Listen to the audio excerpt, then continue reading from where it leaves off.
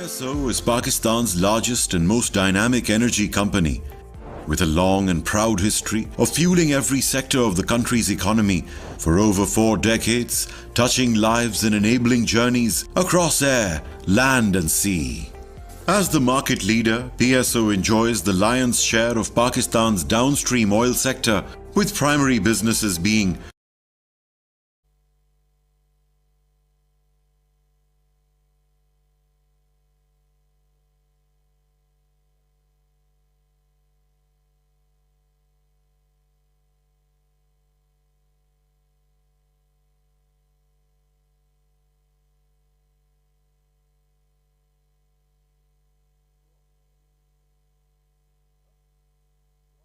You're on here.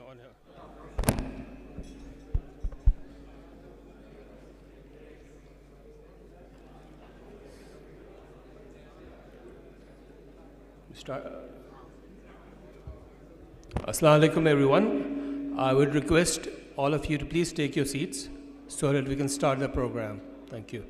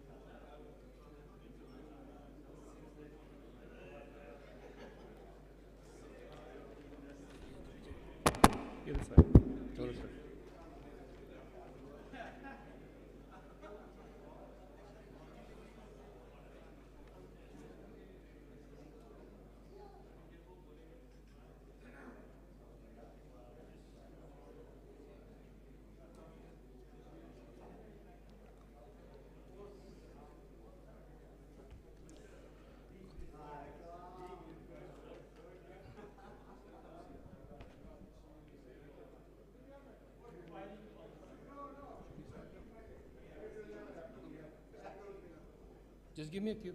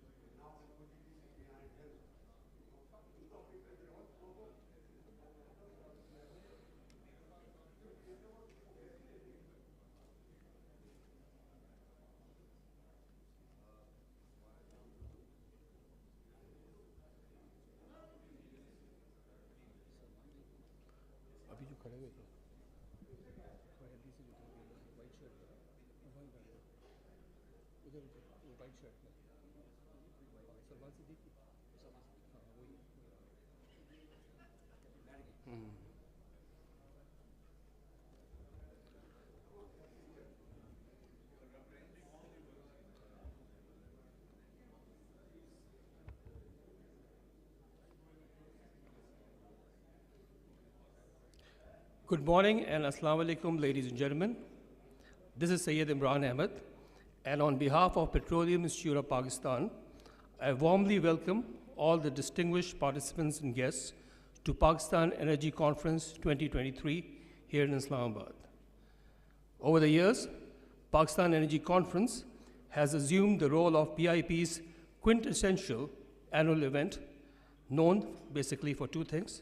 1, for the launch of Pakistan Energy Outlook, PIP's flagship publication, and 2, a convergence point for the country's leading energy sector professionals from downstream and upstream companies. Ladies and gentlemen, before we start the proceedings, let us all rise for the national anthem.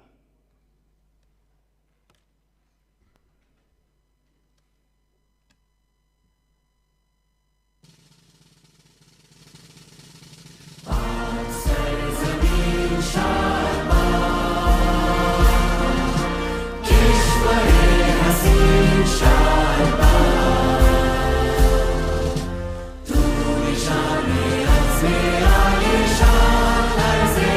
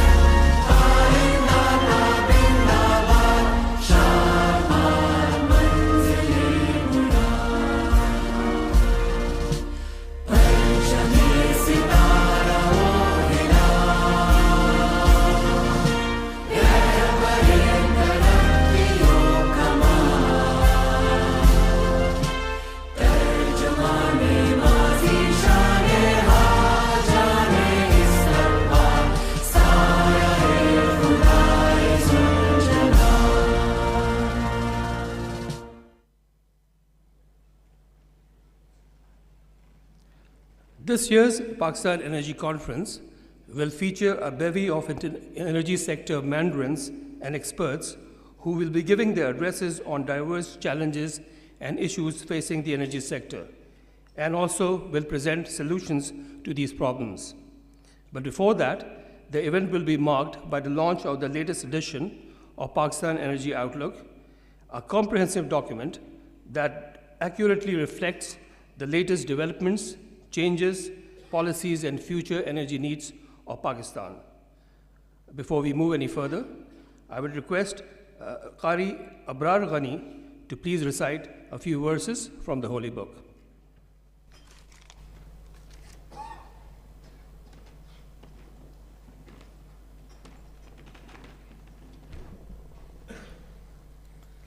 Assalamu alaikum.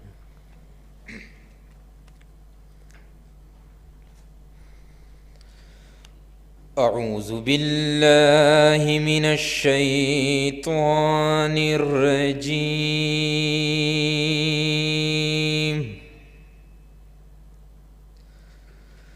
بسم الله الرحمن الرحيم.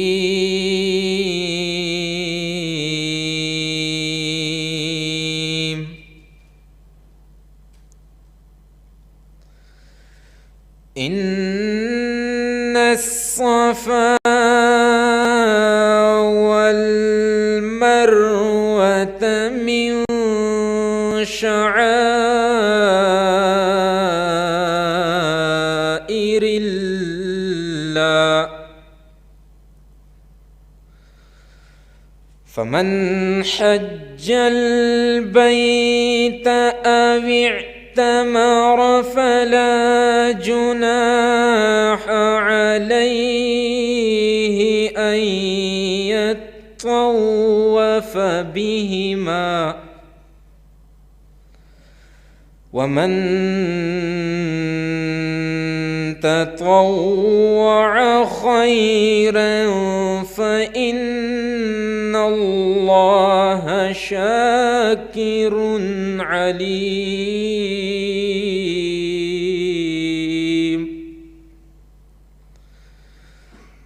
إن الذين يكتمون ما أنزلنا من البينات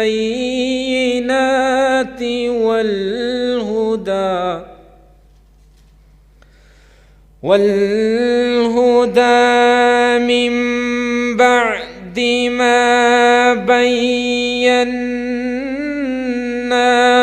للناس في الكتاب،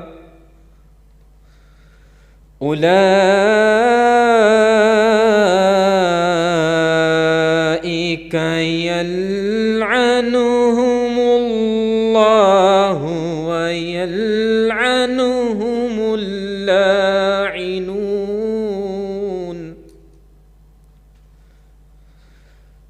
إلا الذين تابوا وأصلحوا وبينوا فأولئك أتوب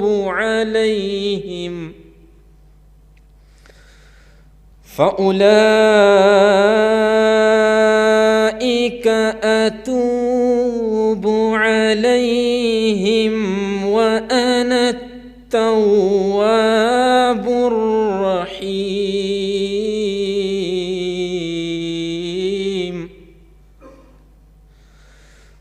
إن الذين كفروا وماتوا وهم كفار أولئك عليهم إن الذين كفروا وماتوا وهم كفار أولئك عليهم لعنة الله لعنة الله والملائكة والناس أجمعين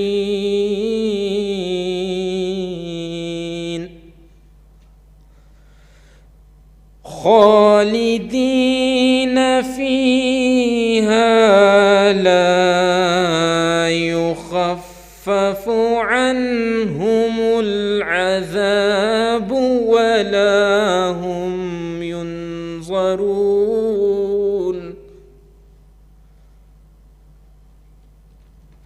وإلهكم إله واحد لا إله إلا هو الرحمن الرحيم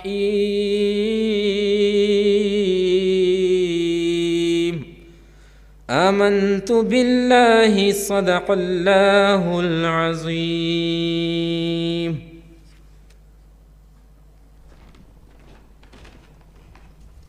Jazakallah. Ladies and gentlemen, Petroleum Institute of Pakistan has a team of hugely experienced and adept professionals who are working towards promoting the development of Pakistan's energy sector through policy advocacy, capacity building, research, publications, seminars, conferences such as this one. Let us now welcome Chairman PIP, Mr. Shahid Mahmood Khan, one of the leading lights of Pakistan's energy sector, for his welcome address. Ladies and gentlemen, put your hands together for Mr. Shahid Mahmood Khan.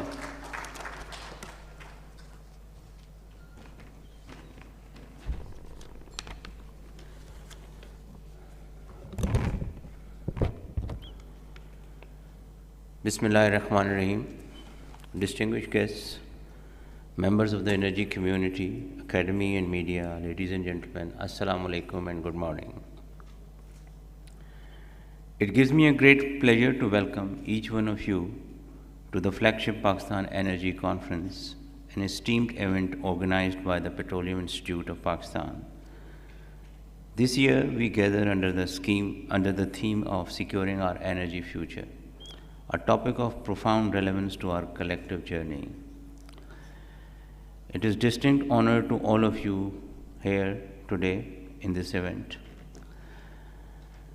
As you know, the Pakistan is passing through a very challenging time as far as the energy is concerned, and the role being played by the leadership, especially the Ministry of Energy, Petroleum Division, is remarkable and in this challenging time. To all the delegates, academics and other attendees, your collective wisdom and knowledge afford us an opportunity to exchange ideas, engage in fruitful dialogues and chart a sustainable path for our energy future. Our friends from media, we value your work in disseminating information and raising awareness about the challenges and opportunities in the energy sector. We trust the coverage of this conference will enlighten a broader audience about our endeavors. As the chairman of the Petroleum Institute, I extend my heartfelt appreciation to the sponsors who made this conference possible. The stating of such an international conference in Pakistan is a testament to the unwavering commitment of the oil and gas industry to meet the energy needs of our nation. Indeed, the significance of oil and gas to our shared development and future cannot be overstated. Today, we are proud to launch Pakistan Energy Outlook Report, a key reference document outlining the roadmap for our journey toward a sustainable energy future. This report, a cornerstone of PIP's work, provides stakeholders with valuable insights into our industry. As Pakistan Energy demand is projected to rise in future, it is paramount to maintain fiscal prudence and economic stability. It is therefore essential to devise appropriate policy measures to meet these dynamic energy needs. I want to acknowledge the diligent efforts of PIP team in compiling this comprehensive report, It is certain to serve as a valuable guide for all industry stakeholders. Moreover, this conference will spotlight various sectors of our country's energy industry, including upstream, midstream, downstream, as well as power sector reforms. We are privileged to have renowned experts and industry leaders here with us today to share their knowledge, thereby facilitating insightful discussion for our energy future. Recognizing the global energy transition, it is imperative that we adopt and integrate renewable energy sources into energy portfolio. While Pakistan may not be at the forefront of this transition, we are already witnessing its impact on our energy sector. The influence of this energy transition is undeniable and will only grow more significant in near future. Hence, it is incumbent upon us to not only embrace this change but actively participate in it.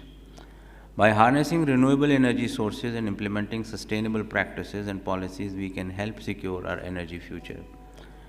In conclusion, I express my deepest gratitude to all participants and the PIP team who have played a pivotal role in making this conference possible. The path ahead is certainly challenging but also full of opportunities. Let us collectively seize these opportunities and navigate toward a greener, more sustainable energy landscape for our nation. Thank you, and I wish everyone a productive and enlightening conference. Thank you very much.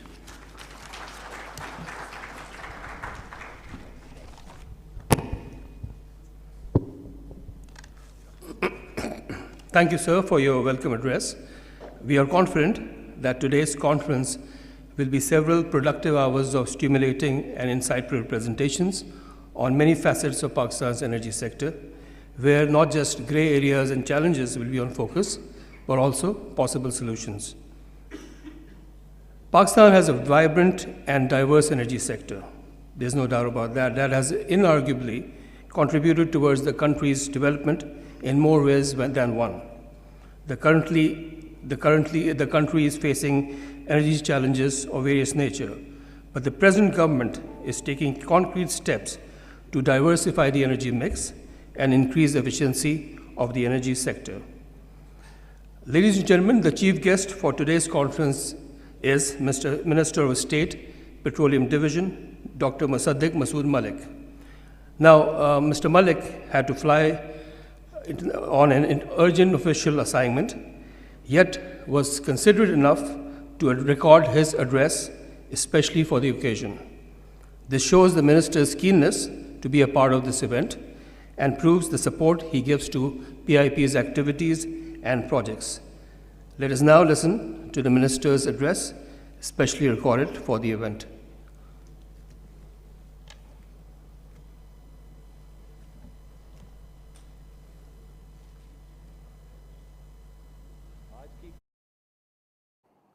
आज की conference में आने वाले तमाम शुरका को मैं वज़ारत तवानाई की जानिब से खुशामदीद कहता हूँ।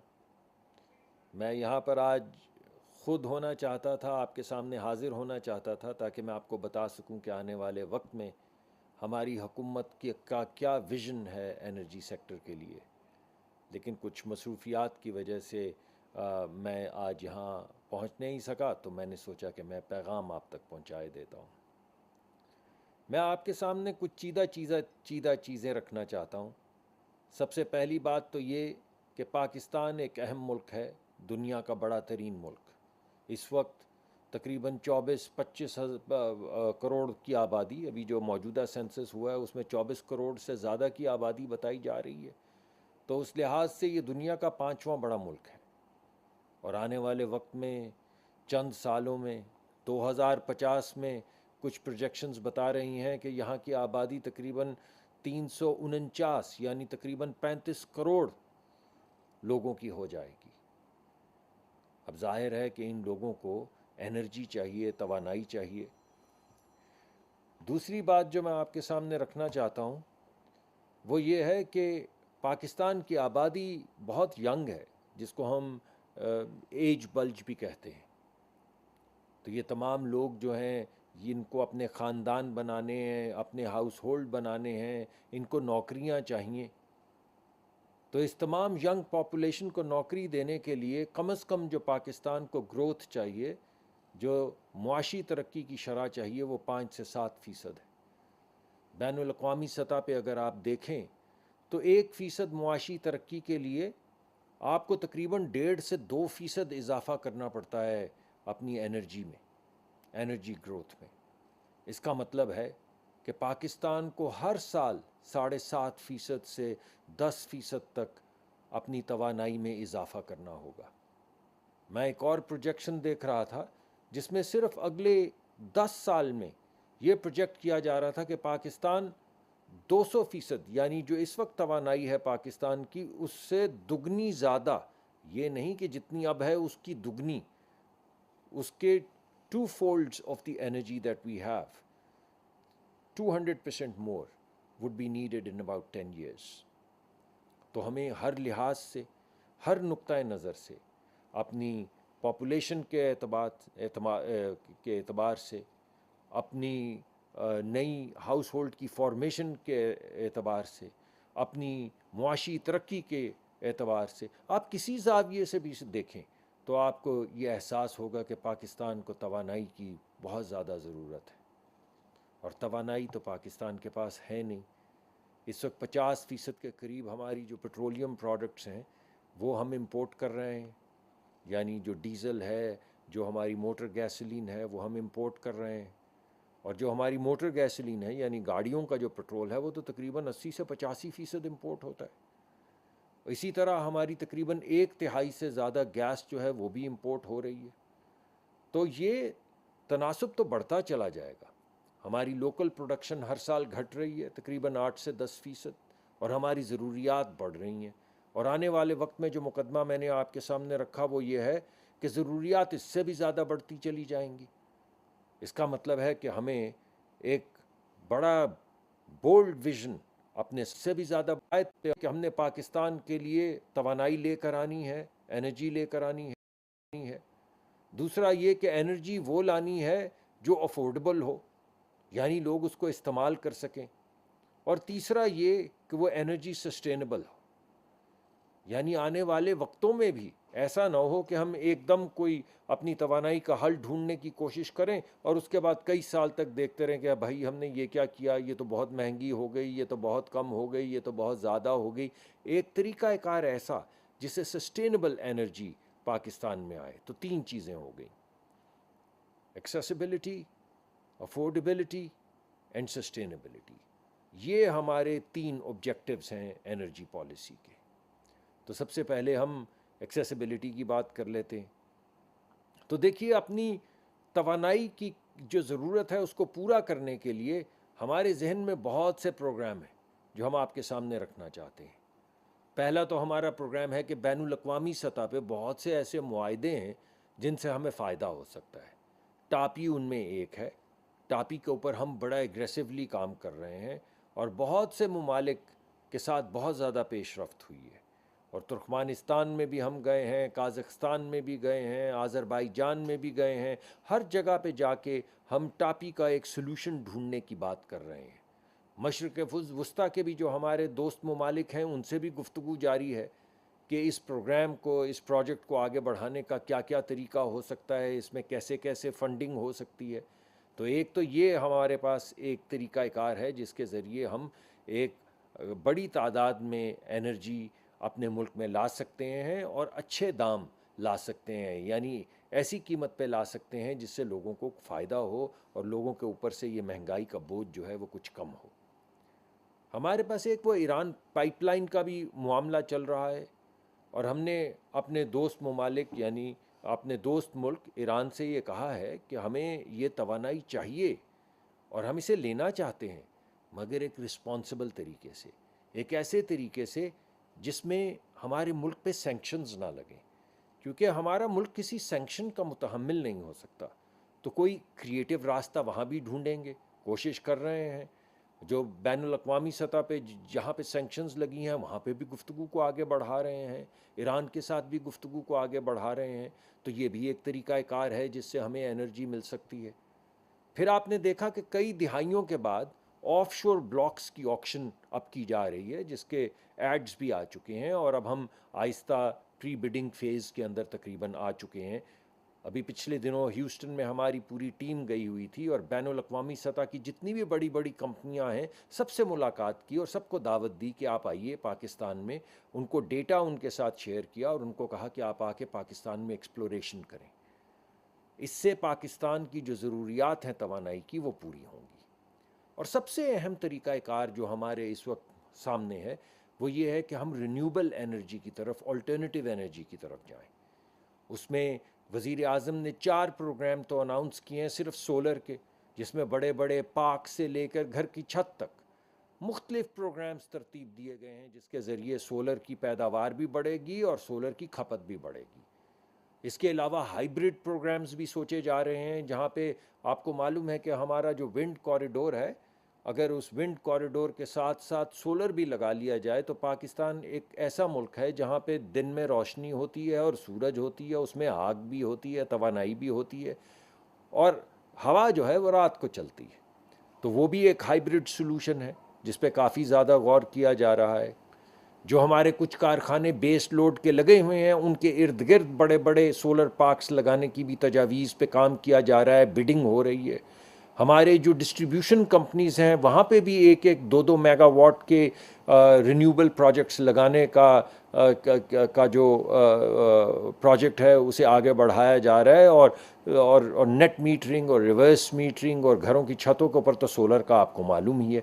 तो ये तमाम तरीक़ाकार हैं मुख्तलिफ, चाहे वो बैनुल-अक़वामी सतह पे पाइपलाइंस हों, चाहे वो LNG के नए टर्मिनल्स हों, चाहे वो पाइपलाइंस हों, चाहे वो टापी का बड़ा प्रोजेक्ट हो। तो इन तमाम तरीक़ाकार के ज़रिए हम पूरी कोशिश कर रहे हैं कि पाकिस्तान की एनर्जी नीड जो है उनको पूरा किया जाए। तो ये तो है मुकदमा जो मैं आपके सामने रखना चाहता था एक्सेसिबिलिटी के हवाले से, हमारी ज़रूरियात के हवाले से, ना सिर्फ आज की ज़रूरियात बल्कि आने वाले वक्त की ज़रूरियात। दूसरी अहम चीज़ जो है वो हमारी अफोर्डेबिलिटी है। देखिए भाई, बात यह है कि पाकिस्तान की 70 से 80% आबादी जो है वो तो 40-50 हज़ार रुपये कमाती है। तो उनके लिए जो कुछ एनर्जी सॉल्यूशंस हमारे पास हैं वो तो बहुत से लोग तो अफोर्ड नहीं कर पाते। और अगर आप गरीब लोग देखें या लोअर मिडिल क्लास के लोग देखें तो बाज़ तो एक ऐसा सेगमेंट है जिसकी 40 से 50% आमदन जो है वो सिर्फ़ आमदो रफ्त में, मोटरसाइकिल में, पब्लिक ट्रांसपोर्टेशन में, बिजली के बिल में, गैस के बिल में उनकी ये तमाम चीज़ें सर्फ हो जाती हैं। इस वजह से ना सिर्फ हमने एनर्जी लेकर आनी है बल्कि हमने affordable energy, low cost energy लेकर आनी है। आपको याद होगा कि वज़ीर आज़म ने आपसे वादा किया था कि जैसे तैसे भी दुनिया में जिस जगह से भी हमें सस्ता फ्यूल मिलेगा, सस्ता तेल मिलेगा, हम लेकर आएंगे। और वज़ीर आज़म ने अपना वादा वो पूरा किया। और आपको मालूम है कि रूस से हमारा तेल आ नहीं रहा, कोई वादा नहीं है, कोई गुफ्तगू नहीं है। जहाज़ पहुंच चुका है, जहाज़ ओमान तक आ चुके हैं और बहुत जल्द यानी 1-1.5 हफ्ते में पाकिस्तान में रूस का जो सस्ता तेल है वो आना शुरू हो जाएगा। और जब वो एक तसलसल से आएगा, एक जहाज़ से तो इतना फ़र्क नहीं पड़ेगा, मगर जब तसलसल से ये जहाज़ आने शुरू हो जाएंगे तो आहिस्ता आहिस्ता बतदरीज हमारे यहाँ तेल की कीमत जो है वो कम होती चली जाएगी। हमारा टारगेट ये है कि हमारी जो क्रूड है उसका तकरीबन 1/3 1/3 हम सस्ता तेल, ख़ाम तेल जो हमें रूस से भी मिल रहा है उसके ज़रिए हम अपनी खपत जो है उसे पूरा करें। उसके अलावा ये सोलर के जो प्रोजेक्ट्स मैंने आपको तमाम बताए हैं, अब सोलर की कीमत 4 सेंट, 3 सेंट, 2.5 सेंट, कहाँ किसी ज़माने में 20-20 सेंट, 22-22 सेंट का एक यूनिट होता था, अब वो 2.5 सेंट, 3 सेंट पे आ पहुँचा है। तो अब ये जो सोलर के तमाम प्रोजेक्ट्स लगाए जा रहे हैं जिनकी बिडिंग का अमल जारी है, इसके बाद आहिस्ता आहिस्ता जो बिजली की कीमत है वो नीचे आना शुरू हो जाएगी। एक तरफ से तेल की कीमत नीचे आना शुरू होगी, दूसरी तरफ टापी के ज़रिए और दीगर बड़ी बड़ी पाइपलाइंस के ज़रिए गैस की कीमत नीचे आना शुरू करेगी, तीसरा रिन्यूएबल्स के ज़रिए बिजली की कीमत नीचे आना शुरू करेगी। जब आप इन तीनों चीज़ों को जोड़ेंगे तो आपके सामने एक ऐसा तवानाई की स्ट्रैटेजी, एक ऐसी एनर्जी की स्ट्रैटेजी आपके सामने आएगी जिसमें ना सिर्फ आपको 24 घंटे एक्सेस होगा एनर्जी का, ना सिर्फ आप आपको बल्कि आपके कमर्शियल फुटप्रिंट को, आपके इंडस्ट्रियल फुटप्रिंट को ना सिर्फ हासिल होगी तवानाई, बल्कि कम कीमत पे कंपेटिटिव तवानाई हासिल होगी जो लोग भी अफोर्ड कर पाएंगे, जिस पे हमारी इंडस्ट्री भी चल पाएगी और जिस पे हमारी कमर्शियल एक्टिविटीज़ भी दिन रात आगे बढ़ेंगी। तो ये है वो मुकदमा अफोर्डेबिलिटी का जो मैं आपके सामने पेश करना चाहता था। शायद कोई एक आध बात मैं भूलता हूँ, जैसे जैसे याद आती जाएगी मैं आपको बताता चला जाऊँगा।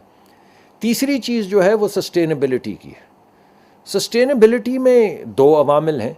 देखिए, एक तो आपके सामने अभी आपने पिछले दिनों देखा कि जो सैलाब आया उसने किस कदर हैवक क्रिएट किया पाकिस्तान में, कितनी डिस्ट्रक्शन की पाकिस्तान में। सिंध जो है तकरीबन सारा का सारा डूब गया। और अभी तो ये वो डिस्ट्रक्शन नहीं थी जो ग्लेशियर्स के ज़रिए आई थी, ये तो सिर्फ मौसमियाती तब्दीली की वजह से आई थी। इस वजह से जो मैंने आपके सामने रिन्यूएबल्स का एक बहुत बड़ा पिलर रखा है जो ना सिर्फ एक्सेसिबिलिटी बढ़ाएगा, अफोर्डेबिलिटी बढ़ाएगा, बल्कि सस्टेनेबिलिटी भी बढ़ाएगा, क्योंकि ये वो तवानाई है जो मौसमियाती तब्दीली की तरफ कुछ नुकसानदेह अमल नहीं करती। तो आपको ग्रीन एनर्जी मिलेगी, आपको लो कॉस्ट एनर्जी मिलेगी, आपको सस्टेनेबल एनर्जी मिलेगी और आपको लार्ज स्केल एक्सेस मिलेगा एनर्जी का। हम इस दफ़ा जब गए हुए थे अमेरिका में और दीगर वेस्टर्न कंट्रीज़ में, तो एक बहुत बड़ा हमारी जो गुफ्तगू थी और हमारी जो थ्रस्ट थी वो ग्रीन हाइड्रोजन और ग्रीन अमोनिया की तरफ थी। इस वक्त पाकिस्तान की तकरीबन 1/3 जो गैस है वो फर्टिलाइजर्स में इस्तेमाल होती है। अगर ये जो 1/3 हमारी गैस है इसको इस्तेमाल किया जाए प्रोडक्टिव इंडस्ट्रियल क्लस्टर्स डेवलप करने के लिए और आहिस्ता आहिस्ता वक्त के साथ साथ हमारी जो फर्टिलाइज़र की प्रोडक्शन है उसको ग्रीन अमोनिया की तरफ ले जाया जाए, वो टेक्नोलॉजी जिसमें वेस्टर्न ममालिक ट्रेल ब्लेजिंग कर रहे हैं, उनके साथ हम मुआहदे करें और वहाँ से ग्रीन हाइड्रोजन और ग्रीन अमोनिया दोनों के मामलात तय करें। और हमने ये बात को आगे बढ़ाया है, हवा में बात नहीं कर रहे, ये इस मर्तबा बात हुई है। तो फिर उससे आपके सामने या आपको नज़र आना शुरू होगा कि ना सिर्फ हमारी तवानाई बढ़ेगी, ना सिर्फ सस्ती होगी, बल्कि सस्टेनेबल होगी, एनवायरनमेंट के लिए डैमेजिंग नहीं होगी। तो ये वो तमाम मामलात हैं जिन्हें हम लेकर आगे चल रहे हैं। ग्रीन हाइड्रोजन है, ग्रीन अमोनिया है, विंड है, कुछ जियोथर्मल पे काम हो रहा है। बिलखसूस रिकोडिक के करीब हमने कुछ नेसेंट वहाँ पर कुएं देखे हैं या नेसेंट फॉर्मेशंस देखें, कुएं तो नहीं हैं, माफ़ी चाहता हूँ, नेसेंट वोल्केनो फॉर्मेशंस जो हैं उनको एक्सप्लोर किया जा रहा है ताकि उनमें टैप करके हम जियोथर्मल के ज़रिए ना सिर्फ माइनिंग को आगे बढ़ाएं बल्कि वहाँ पे इंडस्ट्रियल क्लस्टर्स भी लगाएं, वहाँ पे स्मेल्टिंग भी लगाएं, वहाँ पे लोगों को रोज़गार मुहैया करें। तो ये वो तमाम मामलात हैं जिनकी तरफ हम देख रहे हैं ताकि तीनों गोल्स हम अपने अचीव कर सकें। और जब हम ये सब कुछ करेंगे, अगर हमारी अपनी तवानाई की पैदावार बढ़ेगी, चाहे वो रिन्यूएबल्स के ज़रिए हो या हमारी एक पॉलिसी है जिसके ज़रिए वो वेल्स जो बंद हो चुके हैं, जो अभी कमर्शियली वाइबल नहीं है, हम उनके लिए एक इंसेंटिव्स पैकेज ला रहे हैं कि उनको भी खोला जाए। उससे हमारी इंडिजिनस सप्लाई जो है वो बढ़ेगी। साथ के साथ हमने जो टाइट गैस है उसकी एक पॉलिसी तरतीब दी है जो कि जिसके बहुत बड़े ज़खायर हैं पाकिस्तान में। अभी हमारे पास इतने ज़्यादा कन्फर्म्ड ज़खायर शेल के तो नहीं हैं, मगर हमारे पास कन्फर्म्ड एसेट्स हैं टाइट गैस के। तो उसके लिए एक पॉलिसी लाई जा रही है जिसके ज़रिए एक तरफ बंद कुएं खुल जाएंगे, दूसरी तरफ टाइट गैस की एक्सप्लोरेशन बढ़ जाएगी, हॉरिजॉन्टल ड्रिलिंग शुरू हो जाएगी, हमारी ऑफशोर की बिडिंग हो जाएगी। जब आप ये सारी चीज़ें देखें तो आपको लगेगा कि ये ना सिर्फ सस्टेनेबिलिटी इन्वायरमेंटल हम पैदा कर रहे हैं बल्कि फिस्कल सस्टेनेबिलिटी भी पैदा कर रहे हैं। और जितनी भी हमारी कोशिश है, जितनी ज़्यादा से ज़्यादा हमारे अपने मुल्क के अंदर तवानाई पैदा हो, उसी के ज़रिए हम खुद कफ़ील हों। तो बस यही मैं आपके सामने पैगाम रखना चाहता था। ख्वाहिश तो मेरी ये थी कि मैं ख़ुद हाज़िर होता, ये तमाम चीज़ें आपके सामने रखी हैं तो आपकी आरा से मुस्तफ़ीद होता। आप मुझसे ज़्यादा इस सेक्टर को जानते हैं, आपके सवाल जवाब, आपकी जो तजावीज़ हैं, उन सब के ज़रिए हमें बहुत फ़ायदा होता। लेकिन मुझे यकीन है कि पिप में आज हमारी जो लीडरशिप टीम यहाँ पर बैठी है और हमारी वजारत से भी लोग जो बैठे हैं वो इसके बाद जो गुफ्तगू होगी, आपका सारा दिन जो चलेगा, उसमें जो प्रेजेंटेशंस आएंगी, उससे बहुत बहुत मुस्तफ़ीद होंगे। मेरा दफ्तर, मैं ख़ुद आपके लिए, आपके सामने हाजिर, आपके लिए हाजिर हूँ। आपका जब जी चाहे दरवाज़ा खटखटाए बग़ैर तशरीफ़ लाइए, और ये तमाम मुकदमा जो मैंने आपके सामने रखा है, इसमें अच्छी और नई तजावीज़ हमें दीजिए ताकि हम आगे बढ़ें। हमने अपने लीडरान को, अपनी कंपनियों के लीडरान को भी कहा है कि वो अपने आप को पेट्रोलियम कंपनीज़ के बजाय एनर्जी कंपनीज़ की तरह सोचना शुरू करें, और दीगर बैनुल अक़वामी सतह पे जो कंपनियों ने ट्रांजिशन की है वो भी करें। तो इंशाअल्लाह आपकी एडवाइस के साथ, आपकी गाइडेंस में और अपनी लीडरशिप के साथ हम उस मंजिल तक ज़रूर पहुँचेंगे जब ना सिर्फ पाकिस्तान में वाफिर तवानाई होगी, बल्कि सस्ती तवानाई होगी और हमेशा के लिए तवानाई होगी, यानी सस्टेनेबल तवानाई होगी। बहुत बहुत शुक्रिया। होगी, बल्कि सस्ती तवानाई होगी और हमेशा के लिए तवानाई होगी, यानी सस्टेनेबल तवानाई होगी। बहुत बहुत शुक्रिया।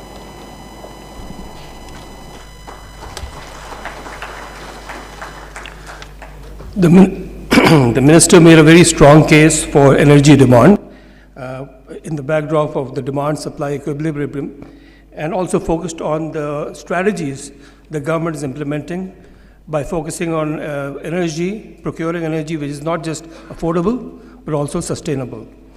I would now like to invite Mirza Faizan Ahmed, Assistant Professor, NEDUT, Karachi, to apprise the guests and delegates about the latest edition of Pakistan Energy Outlook, but more so focus on the 25 years of energy forecast.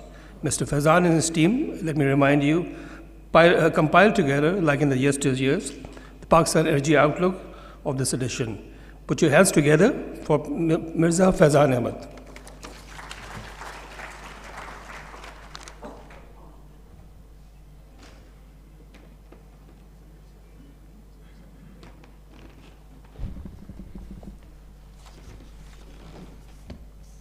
Thank you.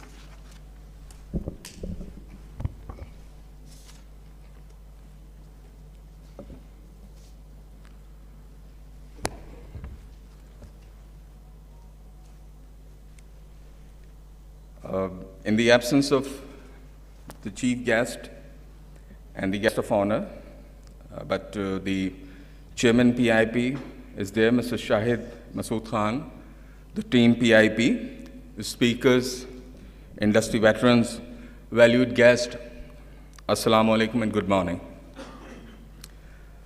Being a faculty member in more than a century-old higher education institution, which was once recognized as an engineering discipline institution in the country, now it is offering allied disciplines like economics, finance, management sciences, and many others. This seems really surprising for many people. I feel it an honor to be a member of the team Develop Pakistan Energy Outlook 2022, and now having an opportunity to present it before the topmost policymakers of the country. The PO is developed by the team comprising of myself, Professor Dr. Azali Khan, the chairperson, my colleague Javeria Naz, and from PIP, we had Mr. Shahryar Umar, Mr. Mohammad Danish, Mr. Adil Rahman, and Mr. Waqas Ahmed. It is indeed a challenge in itself to develop and present energy sector forecast at the moment when Pakistan is passing through the most difficult time on many fronts, including the economy. Certainly, the energy sector is one of the major concerns of the economic crisis in terms of both, I can say, the causes and consequences. Hence, here we categorize, I need to be very clear about what energy we are talking about. If we categorize, we have 5 different sectors. The first one is residential, industrial, transport, then commercial, and agriculture and public. These are the 5 sectors, and they are consuming 5 different types of fuels and energy, which we are talking about: the oil, natural gas, coal, LPG, and electricity.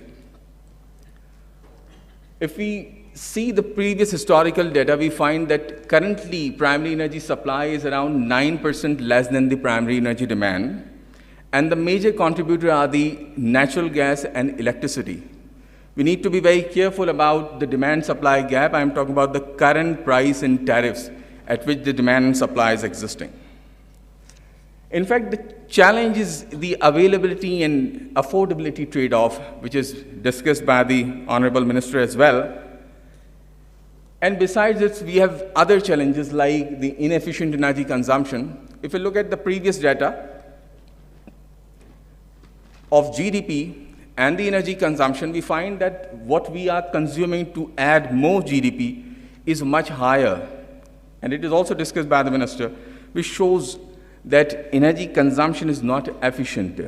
Is the implication which we are facing nowadays of the rapid surge in international energy prices, and certainly it is affecting our energy sector. It gives an impact manifold when we see the imbalanced sectoral tariffs. We can see the natural gas tariffs. On the other side, we have electricity tariff in Pakistan for different type of consumers. And there is an imbalance which creates problem for the supply and on the demand side both. What we see there in the medium to long term, because of the developments of CPAC, now we have lower access to energy. We have increasing use of equipment and appliances, and these indicate that in future we will be having higher demand of energy in the medium to long term. But if we look at the short term, we feel and we observe that the energy demand will remain subdued due to higher inflation and the lower economic growth. What we have said as the objectives of this study, or you can say the project, the 25 years energy forecast, first was to estimate the sectoral energy demand. As I've discussed, we have 5 different sectors. Then we tried to develop a projections, supply projection based on the information and data available from the relevant authorities. Then the third one was to forecast the energy demand and supply for next 25 years. And then we conducted a scenario analysis. The scope is limited, I must need to mention here, the scope is limited to the sectoral energy demand estimation of 5 different sectors, and we are talking about 5 different fuels.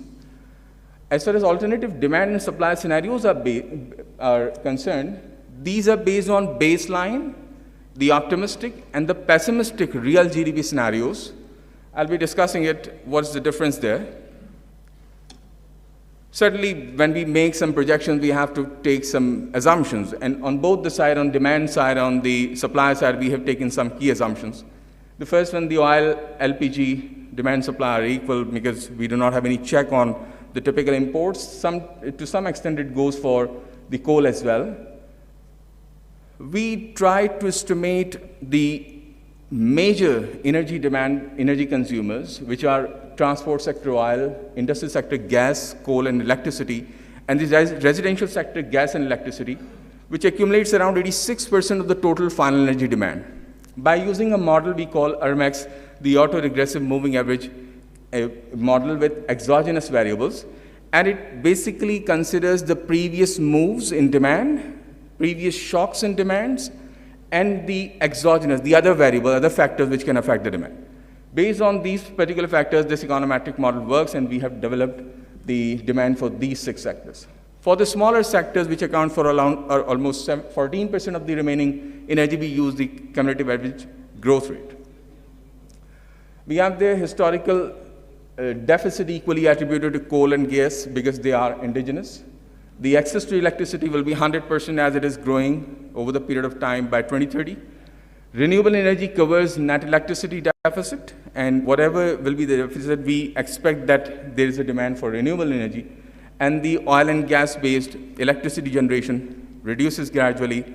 Certainly, the transformation losses will also reduce gradually. And the CPAC will have an impact of around 0.15% added in the energy demand.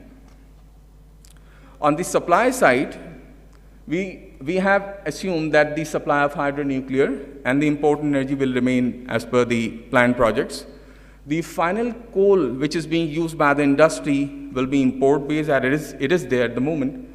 And the natural gas projects, as discussed by the Minister Saab as well, the TAPI and the IP, may take some additional time because the time lag has already passed, and we expect that it may delay to some extent. However, it needs expedition.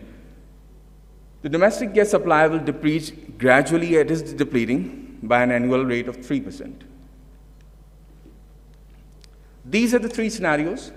4.13% is the average annual growth rate over the last 30 years of the real GDP in the country. For optimistic, we use 1% plus, and for pessimistic, we use 1% minus. These are the three scenarios based on which we have developed the forecast. As far as the primary and final energy forecast is concerned, and these two types of energy concerned, you are very well aware and know more than me about this. But just to mention that primary energy, once we deduct the transformation losses, the power, T&D losses, auxiliary consumption, and the non-energy use, we get to the final energy being consumed by the consumers. This is the first projection based on the baseline scenario, S1 we are calling. And here we see that currently we have around 96 or 97 in million tons oil equivalent as the supply, and the demand is 106. It is gradually expected to reduce, and they'll converge to each other.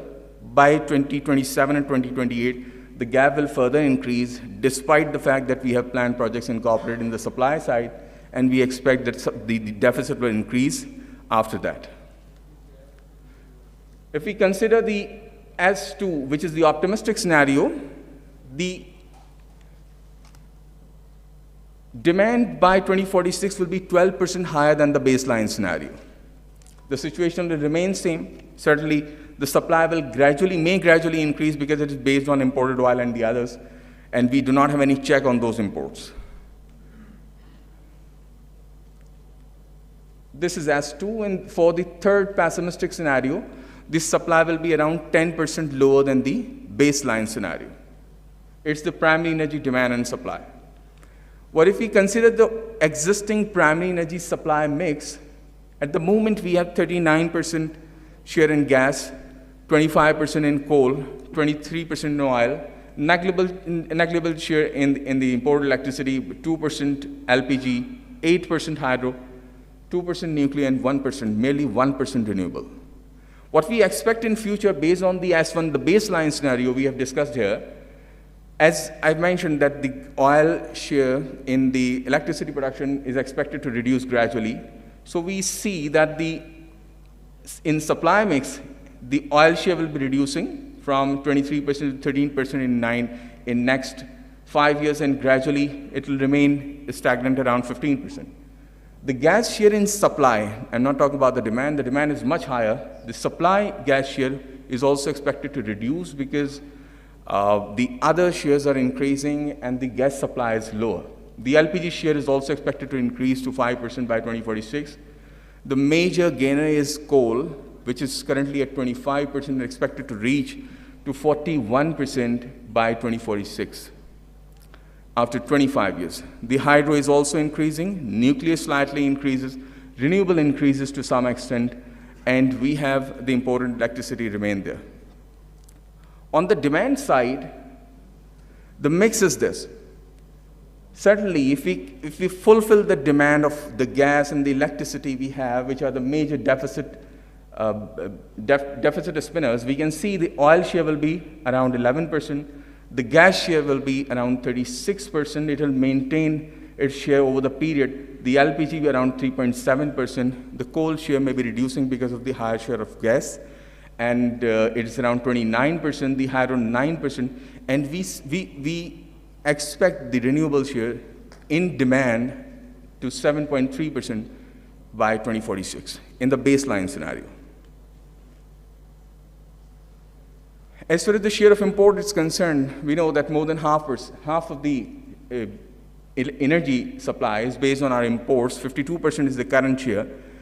And considering the baseline scenario, if we consider the supply only, this share is going to drop a little bit below 50%, but again it will gain its momentum and will be around 60% or 59% by 2046, as per the projections we have. And same happens for S2 and S3. What if we consider the demand to be fulfilled by the imported energy? This has to increase further. And it will be over 65% in any case, in S1, S2, and S3 by 2046. So we see that the imported share, as per the projections, is not going to go down in future. These are the scenario-wise and the fuel-wise projections. And here we can see that the first, second, and third scenarios are there.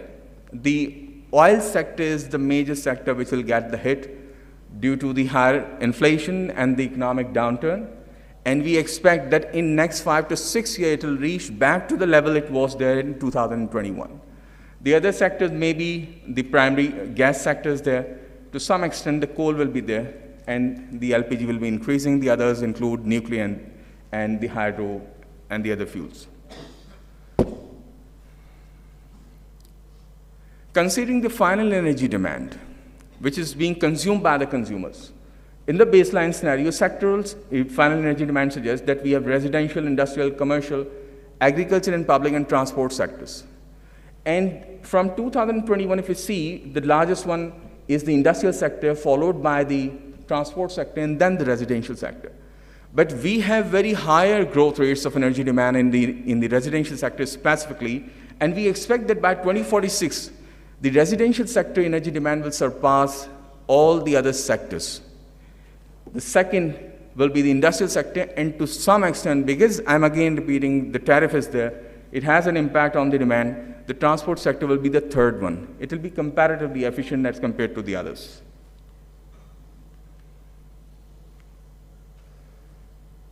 This is 2021 and 2046. We have split this by the fuel, and we can see the residential sector will be consuming gas and electricity.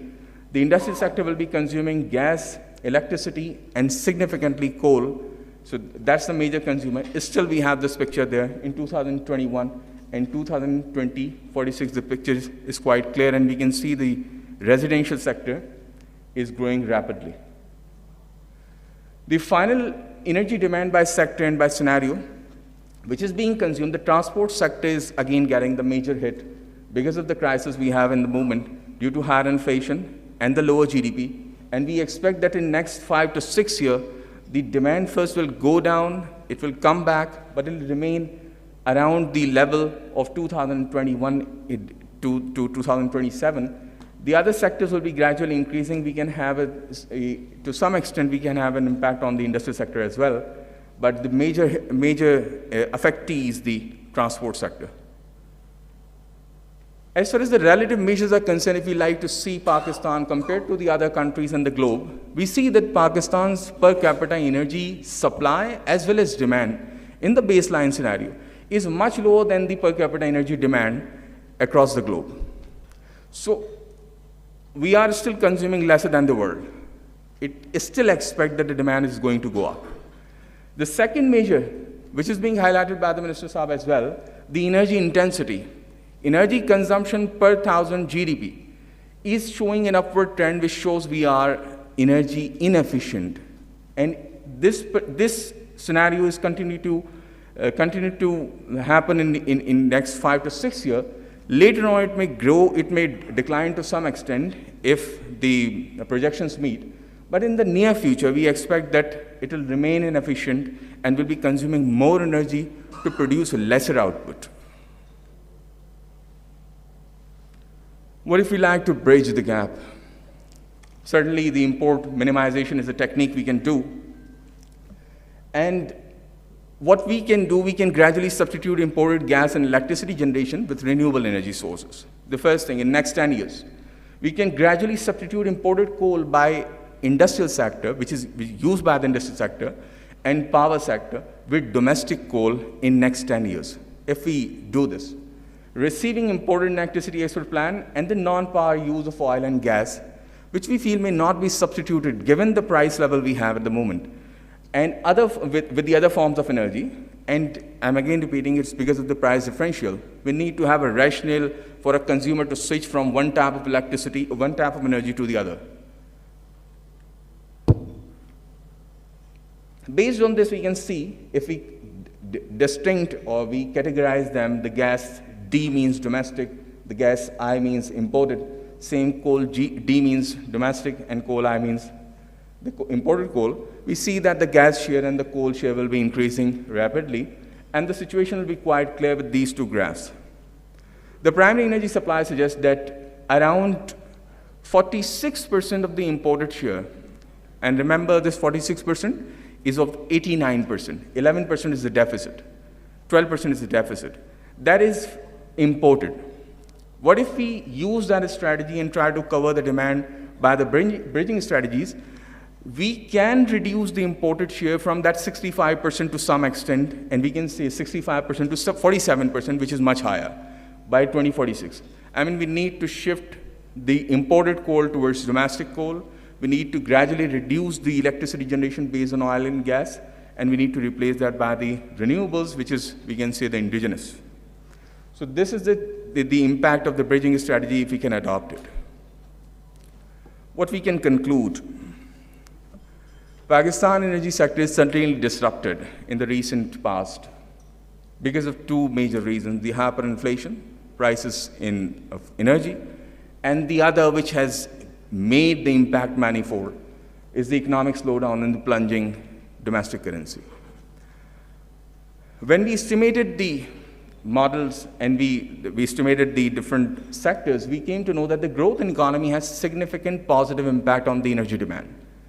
But on the other side, the inflation has significant negative impact. As far as the respective tariffs are concerned, the tariffs are very less affected. Giving a less effect on the demand means the energy demand is less price elastic. If we change the tariff, it doesn't affect too much to the demand. When we have more income, we consume more. When the prices are high, our disposable income reduces, we consume less. That's a typical phenomena we have got from our estimations. Energy growth rates in residential sector are much higher than the industrial sector, and because of this, we see that the demand will surpass in future to the other sector.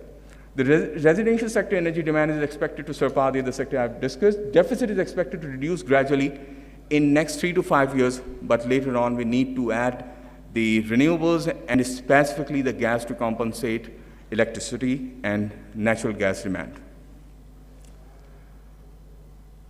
We have a policy, national electric vehicle policy, and I've discussed the transport sector is seemingly the efficient one as compared to the other sectors which are consuming energy.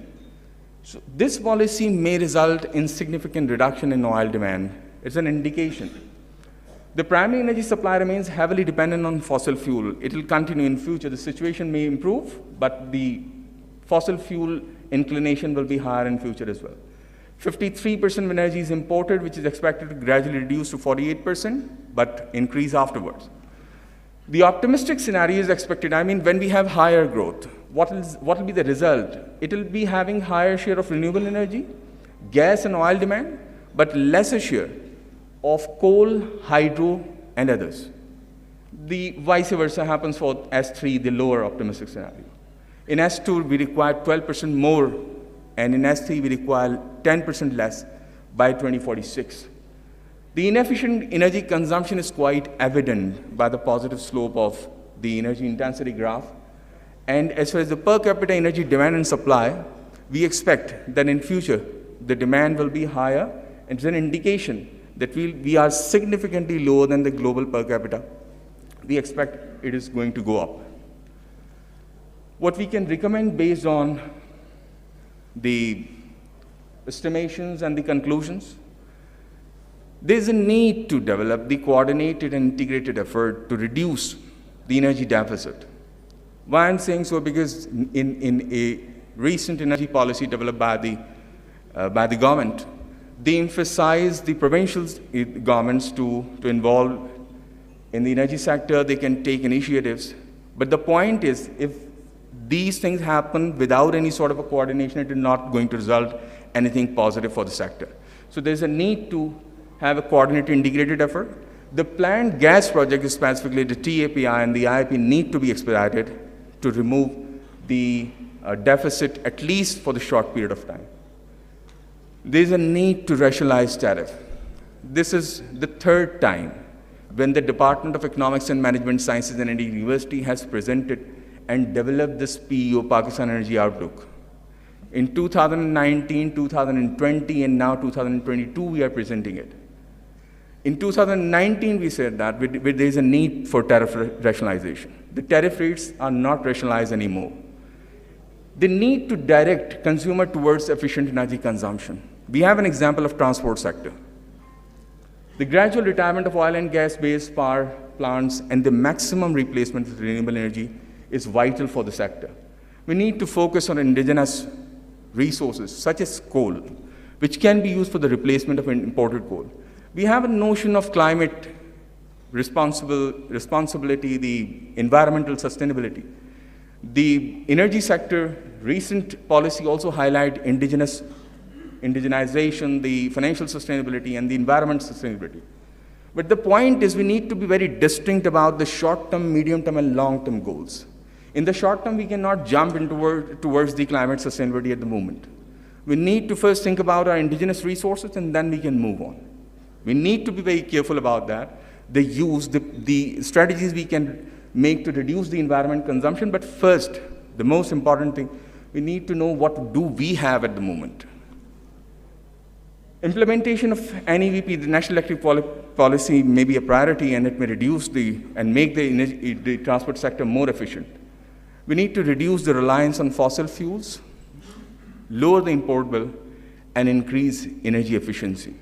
As far as the import bill is concerned, it's a multi-pronged strategy need to be adopted. First, to conserve energy, to promote energy efficiency, explore alternatives, affordable, comparatively affordable alternatives. And they can make this sector out of the typical import-based energy demand and supply. We need to increase energy exploration. That's the most important thing, because we are importing gas and oil from outside the country for a long period of time, and the scenarios continue to happen in future as well. Without the support of industry, we cannot do anything. So we need to encourage our industry to develop, to produce energy-efficient equipment and appliances. This can reduce the burden on energy demand as well. We have been discussing this for a long period of time. The energy sector, veterans, the policymakers, the government officials are there. They have all the data available. Perhaps that's not very well formed, but we need that data, the real-time data to develop. We are having 18 months late data coming from the energy sectors. And what actually happens when we try to make a forecast on 18 months back data, it is really difficult to make a good forecast. We cannot do any updated forecast without updated data. So for that, we require updated information. That is there, but we'll request again, and it's a recommendation to produce and give that data to the policymakers, to those who are doing this work. The Pakistan Energy Outlook is a very long-term plan. It gives 25 years energy forecast. But when we discuss these things with the policymaker, they say, what is going to happen tomorrow? We need to concentrate on that. The next week, the next month, the next year. For that, we need to have a regular short-term and updated forecasting model. And that model needs to be embedded with a risk management and action plan to ensure sustainable growth in the energy sector. I hope that I could be able to make my point, and with the hope and pray that the future of Pakistan will be better than its future, better than its present. Thank you. Thank you for patient hearing.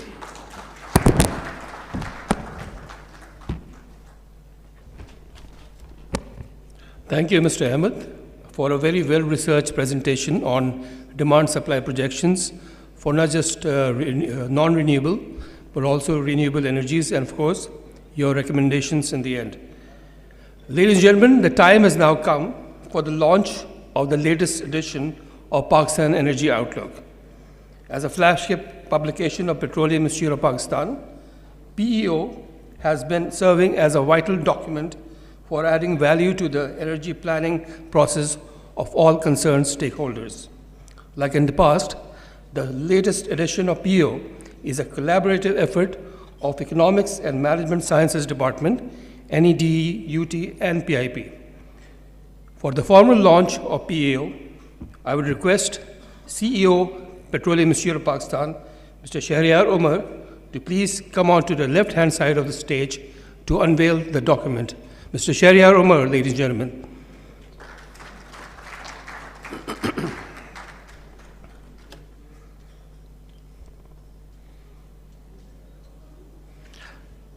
I would now request Chairman PIP to please join us on this stage, where CEO PIP will be handing him the copy of this new document.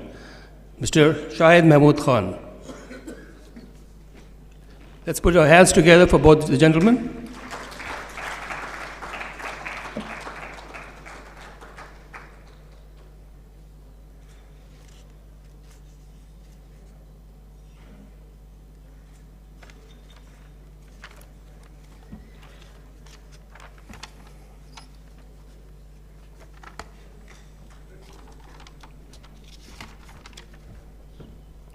Thank you, gentlemen. I'm confident that PEO 2023 will serve as a treasure trove of information for anyone interested in Pakistan's energy sector. And now we will start with the presentations. Each presentation today will be of 25 minutes, which also includes 5 minutes of Q&A. So each of the esteemed speakers can come onto the stage, present for 20 minutes, and can themselves ask the audience to ask them any question. So a total of 25 minutes has been designated to every speaker.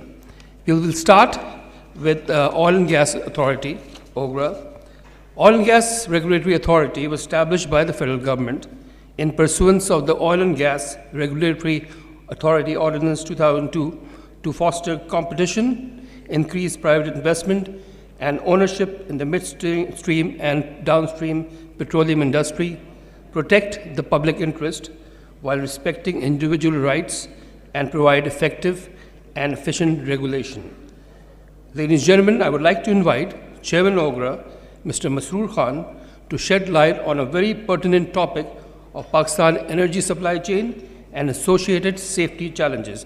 Let us put our hands together for Chairman OGRA, Mr. Masroor Khan.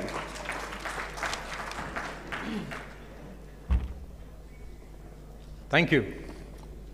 Assalamu alaikum, and very warm welcome to beautiful Islamabad. बहुत खूबसूरत मौसम है. And it's so nice to see quite a few friends from the industry. आप लोगों को देख के बड़ी खुशी हुई. I was just looking at the communication material and I found one very interesting. कि आज की जो चाय है, the tea has been sponsored by SSGC. So I really don't know what does it mean. We need to check from Imran Maniyar how many cup of teas are allowed. हमारा allowance कितना है? I think we need a bit of clarity. क्योंकि काफ़ी budget के constraints हैं और बड़े मसाइल चल रहे हैं. वैसे ही the budget is just 8 or 9 days away. Now, coming back to what we do in OGRA, what keep us busy in OGRA, what are the expectations, and I would like to touch base on just one or two key challenges rather than covering the entire industry, because that will not be, we will not have enough time to cover. And then I would appreciate if you can have 10 or 15 minutes of Q&A so that the session become more interactive. So that is the format I would like to follow. So we all know the whole purpose of OGRA is to safeguard the interest of all stakeholders. With, of course, predominantly the customer is the most important element of this equation.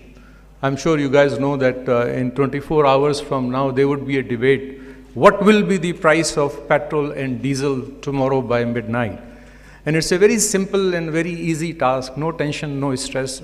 My two members, honorable members, Gauri Saab and Zain Saab, who are here in this hall, will support my argument कि ये कितना stressless और stress free सा task है जो हम हर fortnight को करते हैं. Now,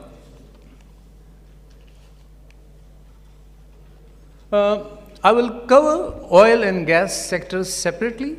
So we have a responsibility to support the 5 refineries. As you all know, recently we, along with the key stakeholders, approved the refinery policy for the greenfield. So hopefully we will have enough appetite for the international investors to come and invest in Pakistan in this sector. When it comes to brownfield, it is still under review, but it is in a very, very advanced stage. Hopefully it will be done in the next couple of weeks as well. And then again, there will be an appetite with our local refineries to invest so that they can upgrade their refineries to deep conversion refineries so that they can produce less fuel oil and have more white oils, which is required by the country. So OGRA works very closely with the refineries and try to help them with their economics. And again, pricing is one of the very important component के जहाँ पर हम उनके साथ मिलके काम करते हैं और हद्दुल इम्कान कोशिश करते हैं कि हम रिफाइनरी को सपोर्ट कर सकें और उनको प्रॉफिटेबल बना सकें. ऑयल मार्केटिंग कंपनीज ये भी एक बड़ा इंटरेस्टिंग सा सब्जेक्ट बन गया in the last few years because historically we used to have very few but now we got 33 with licences.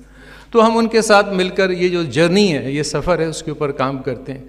We try to educate everyone कि जी क्या क्वालिटी के स्टैंडर्ड्स होने चाहिए, कैसे वेट एंड मेजर के स्टैंडर्ड्स होने चाहिए, किस तरीके से उनको लैब बनानी चाहिए, किस तरीके से टर्मिनल्स जो हैं उनको अपग्रेड करना होगा.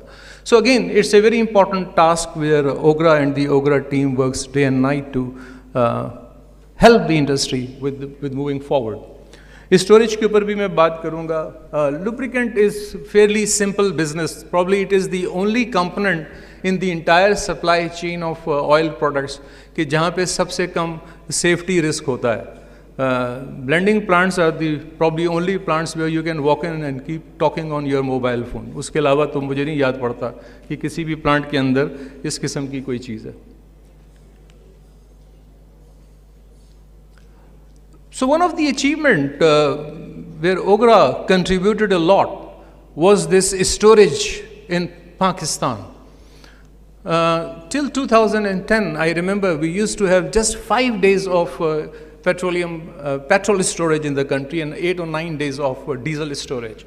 Now, as we speak today, the petrol storage is touching 50 days cover and the diesel storage is touching almost 60-61 days, which is a huge achievement, and it provides basically security. And as we all know, energy security is one of the subject of today's workshop. White oil pipeline, Shahid Saab is here, Amar is here, so they can also share their thoughts whenever they will have an opportunity. It's a pipeline which is a strategic asset of this country. It can push up to 12 million ton per annum of white products. But unfortunately, currently, it is having only 35-36% of volume. So we are working very closely with the pipeline transportation company and with the industry and with the ministry as how to increase this throughput so that this asset is effectively utilized.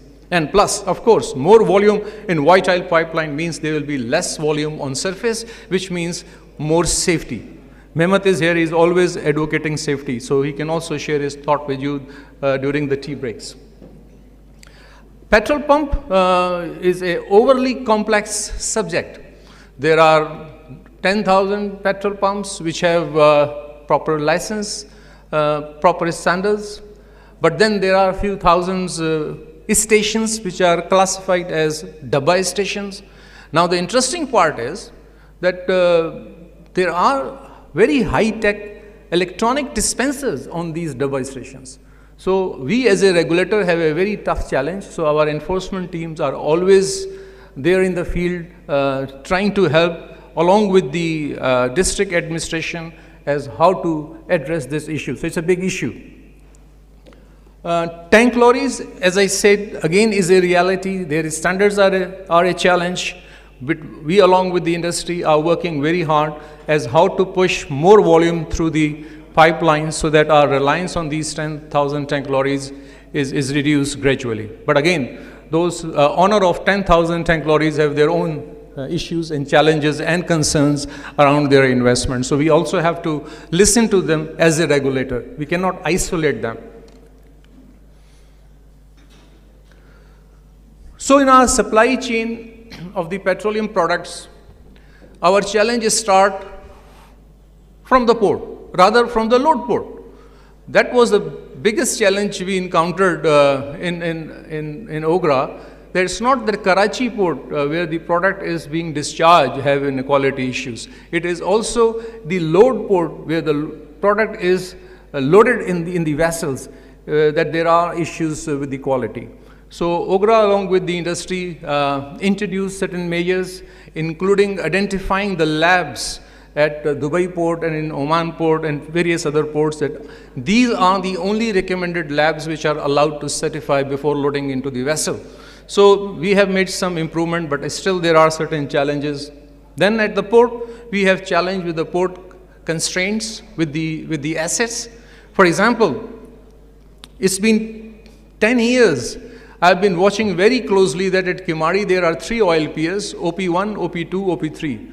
Whenever the industry and the KPT wants to do a major renovation work, the asset integrity work at the OP1, we always encounter this challenge that, hey, we will have a shortfall, we will have issues with the product availability, and the key maintenance activities has to be move on for very valid reasons. So it's not easy.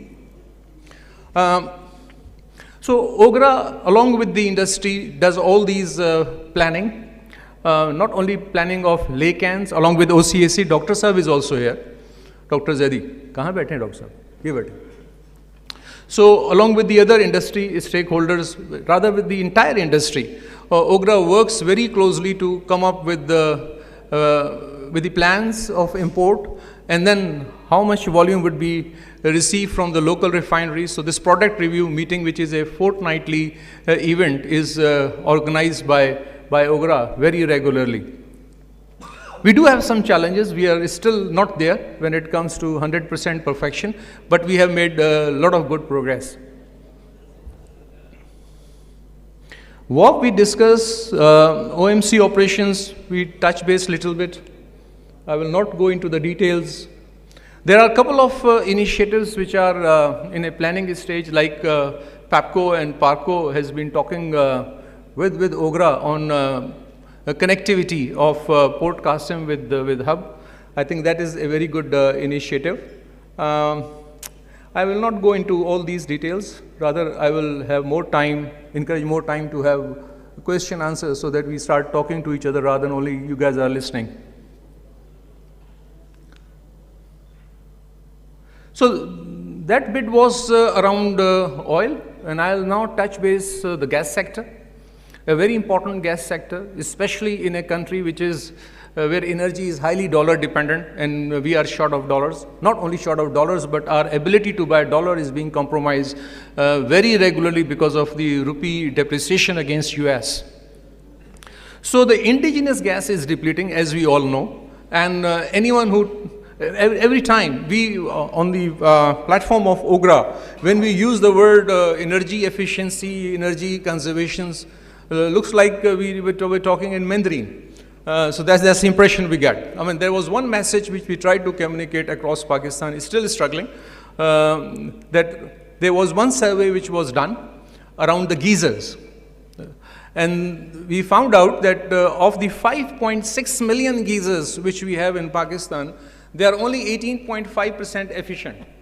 So the rest of the energy is basically geyser को गर्म करने के लिए अंदर वाली चीज़ों के नहीं, outer shell को गर्म करने के लिए इस्तेमाल हो रही है. So there is this drive which OGRA is running along with the SSGC and SNGPL of cones, लेकिन उसमें हमें वो कामयाबी हासिल नहीं हो रही जो कि होनी चाहिए. But we cannot afford, just losing gas to heat the outer shell of geysers. This is not going to help. So we have issued a lot of licenses for transmission for natural gas. Again, there are certain challenges with regards to selling of RLNG to private customers, but I think we all have to believe, and everyone who is in this room has to admit that there will be a day when this market will be completely liberalized and there will be multiple buyer and multiple sellers. We cannot hold on to all these assets to ourselves. No, this is not going to work. This is something very similar to what happened in 1982 when Civil Aviation Authority come up with an open sky policy and PIA said no. I think it was only PIA who could stood that position for 4 or 5 years, and then the policy was implemented. I think we are moving in the same direction. CNG, unfortunately, is a declining sector, though the numbers shows 3,600 or something. But if you go out in the field, you will only find 900 to 1,000 in service because of the unavailability of gas, and of course, that's the direction of the government as well. Interestingly, in our neighbor, India is going the other way around. They are promoting CNG. And they have come up with a model of putting up new 3,500 CNG. And their logic is that consume the gas now, because after 4 or 5 years, the petroleum products will be very, very cheap because of the renewable coming in. So that's a logic. I'm not going to support what is happening in Delhi, but I found it very interesting. But in Pakistan, it's going down. LNG is a very important sector.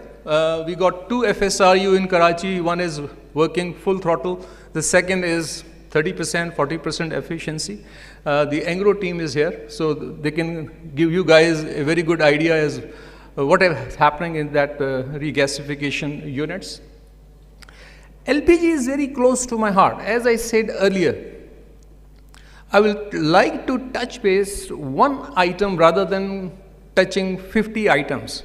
And the reason why I say LPG is very close to our heart, to Ogra heart, is because on an average, 2 to 3 accidents are happening every week in Pakistan. I will go into more details once I go to the LPG safety issues. If you guys have seen today's newspaper in all the print media and electronic media, there is this coverage that the government has approved LPG air mix policy. So we were working very close with the ministry and it was issued yesterday. So if you get some time, please do see the Dawn and the Business Recorder and some other newspaper today. It has a good description of what this policy entails and how it is going to benefit in a society where the natural gas molecules are declining.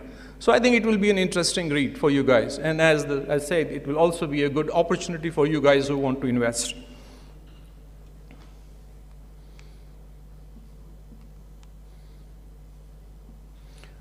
Now, as I said, I would like to touch base one item rather than many items. Of all the energy mix components which we have, LPG is the only component which is increasing exponentially. In the current energy mix, LPG is only 1.3%. And the idea is to have it up to 5% in the next 6 to 7 years. Now, what does it mean? It means that 1.3% today translates to 4,500 tons of LPG consumption in Pakistan. मैं उसको अपना वतन अजीज पाकिस्तान कहता हूँ. In every single standing committee. This 4,500 used to be only 2,000 ton just 3-4 years back. So in the last 3-4 years, it has increased 100%. Now, if you walk into Ogra office, you will find that we have received 10 or 15 applications on a weekly basis for new LPG plant. Now, what does it mean? It means the industry is growing, and the industry is growing exponentially, and there will be a need to cater 20,000 ton of LPG. So that's the direction. Now, having said that, there's an ample opportunity in this sector. This being portable fuel will grow because it does not need pipelines, though it's inexpensive. लोग उसको poor man fuel कहते हैं, but it's not a poor man fuel, but it is accessible, it's reachable. So its penetration is very easy. अब हो क्या रहा है? What is the challenge? The challenge is diesel came into this market in 1890. 130 साल हो गए. But LPG came to this market in 1968. So, though they are here for ages, लेकिन जो segmentation हुई और पूरे के पूरे कराची से चित्राल तक ये LPG जो फैला है, in small pockets, in small concentrations, there has been serious compromise on safety. Now, this issue of safety pertaining to LPG was on a smaller scale because the volume was small. Now, as the volume is increasing exponentially, you come across every day 1 or 2 accidents happening somewhere. Now, we had this interesting experience 2-3 months back in Peshawar, where people were filling LPG in bags, along with natural gas. One bag natural gas, second bag LPG. So our enforcement team, they went out and they managed, and it was sorted out. But when it comes to LPG safety, it has been increasing at a very, very high rate, I will say, alarmingly high rate, and I will use this forum where I will need your help in addressing this issue.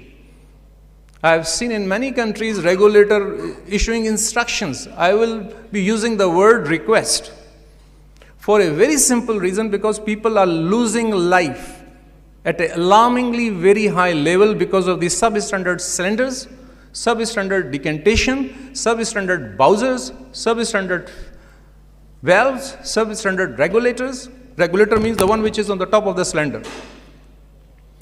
Now let me share with you some pictures. This happened 11 days back. Just 11 days back.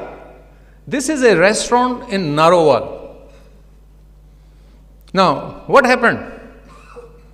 In the kitchen, inside the kitchen, there were 4 cylinders which were placed next to each other. Now, let me show you. This is an O-ring which is installed in the regulator. This costs 10 rupees per piece. But at the same time, in the market, there are sub-standard O-rings. You can buy it for 2 rupees or 3 rupees. So the restaurant owner were using sub-standard off-specs O-ring. And instead of installing cylinder outside in an open area, they were parked inside the restaurant. It blew up because the flame was already there. So it happened just 11 days back. 1 minute khamosh. 4 innocent people lost their life. 2 men and 2 ladies. One of the lady was in her 3rd trimester, 7 or 8 months of pregnancy. They all lost their life. Just because of this small O-ring which cost 10 rupees, but the restaurant owner managed to save 7 rupees at the cost of, I don't know, you'll call it 4 lives or 5 lives? Ji? 5 lives. 7-month pregnant lady. Think about it. That's where I need your help. That's where Ogra need your help.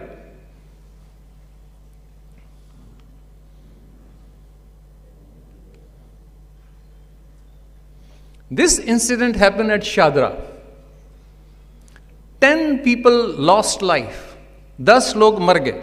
What happened? The kingpin of Bowser wo toot gayi turning ke waqt. Since the weld was weak, the MS sheet which was used to build the Bowser was thin than the recommended thickness. It blew up. 10 log mar gaye. अगर आप देखें जो सैकड़ों की तादाद में रक्शे हैं, मोटरसाइकिलें हैं, उनको आप छोड़ दें. जो people who got injured, उनको भी छोड़ दें. 10 lost their life. This is, we in Ogra need help from the entire industry to please help the country. Not Ogra, but to their fellow countrymen in creating awareness, in sponsoring awareness campaign, in conducting seminars. It's a matter of awareness. This incident happened at Bela, Balochistan in December last year. 13 people lost their life. 13 log, 13 people lost their life. Now what was happening there? Very interesting. This fellow who was running this shop, his specialty was that he will be taking back cylinders, the cylinders which are used by the domestic consumers. Then he came up with a kit with the positive displacement pump of half horsepower. So his job was to suck the remaining half kg or 700 grams of LPG remaining in the cylinder and to fill the new tank, the new cylinder. So he came up with this novel idea of getting out the remaining half kilo, 1 kilo, maybe less than 1 kilo. And the whole thing blew up. The most unfortunate part is that of the 13 people who lost their life, he himself was also included. So he's also gone. He's not there. So I need your help. I need the help from the representative of the entire energy industry who are here under this roof to please allocate some time, some efforts, some resources, some fund in creating awareness in the industry segment, which is increasing exponentially and across the country. This picture is from Taftan. Think about it. You're all technically and commercially very intelligent people. 60 ton of product is stored on these few bricks. I will not go into the details. Now, I think I said enough. I would rather now appreciate if we can have a couple of interactive questions so that you don't say that we were treated as only listener. जी, क्या सवाल आते हैं आप लोगों के? जी, doctor साहब. Dr. Saab has a question.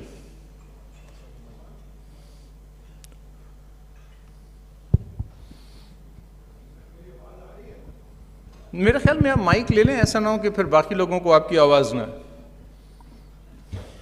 Hello, आवाज़ आ रही है? जी जी, अब आ रही है डॉक्टर साहब, प्लीज़. एक्सीलेंट प्रेजेंटेशन मसरूर साहब. आपने जो टॉपिक अभी टच किया है एलपीजी वाला, एलपीजी के बारे में जो अवेयरनेस पब्लिक की है वो उस लेवल की है ही नहीं जो कि होनी चाहिए. Number one, LPG being heavier than air, it tends to settle down और एक छोटा सा स्पार्क बहुत नुकसान पहुंचा सकता है. करेक्ट. आपने जो इंसिडेंट्स बताए हैं, these are those which should be made aware to the public.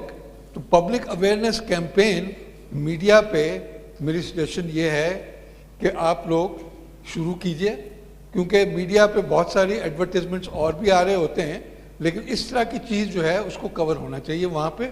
और ख़ास तौर पे ये जो रीफिलिंग ऑफ सिलेंडर्स है, this is also a very very unsafe practice, जो कि अंदरून शहर भी आपको एग्जाम्पल्स मिलेंगे जहाँ पे ये हो रहा है. बहुत बहुत शुक्रिया. आई थिंक डॉक्टर साहब has given a very good suggestion. Basically what he is saying is exactly the same message, that everyone who is here need to play his or her role in creating awareness. वो जो 4 लोग नारोवाल में 11 दिन पहले चले गए, वो तो चले गए. That's history, that's past. उनके नामों के आगे तो disease लिखा हुआ आ गया है, late, LATE लिखा हुआ है. We cannot change. Now it's their family who will be suffering. But our country fellow men who are alive and kicking, we have a responsibility to create this awareness. देखें, it was very easy for me to come here and say, I am the regulator representing $35 billion US trade, and my task is to increase it to $50 billion in say 2 years from now. Very easy for me. I've been doing commercial roles in my life. Very easy. No, that is secondary. What is primary? What is the key focus area? What is priority number 1? इंसानों को बचाना. हमारा दीन भी यही कहता है, हमारी शरीयत भी यही कहती है, तो फिर हमारी तरबियत भी तो यही होनी चाहिए ना. तरबियत किसे कहते हैं? जो चीज़ें हम इम्प्लीमेंट करेंगे. अगर हम एक इदारे के चीफ एग्जीक्यूटिव हैं, हमारे पास $1 मिलियन का फंड है, हमने कितने पैसे, कितने रिसोर्सेज जो हैं वो इस अवेयरनेस कैंपेन के लिए खर्च करने. That is the request. As I said earlier, we are not instructing you guys as a regulator. We are requesting you guys to allocate certain funds, resources to help us with this awareness. जी, और कोई साहब? जी sir. जी madam, आप कुछ कहना चाह रही हैं? Sorry sir, आप कुछ कह रहे हैं? जी, मैं कहना चाह रहा हूँ, अगर इजाज़त देंगे आप. Sajid Parvez, I am a consultant, and as far as the LPG is concerned, I have been doing studies from last 40 years, and this decanting problem has been there. The only thing is now the volume has increased significantly, but nothing has been done, and the prime responsibility is of LPG marketing companies, because they have to ensure they are close to the distributors that this thing should not be done.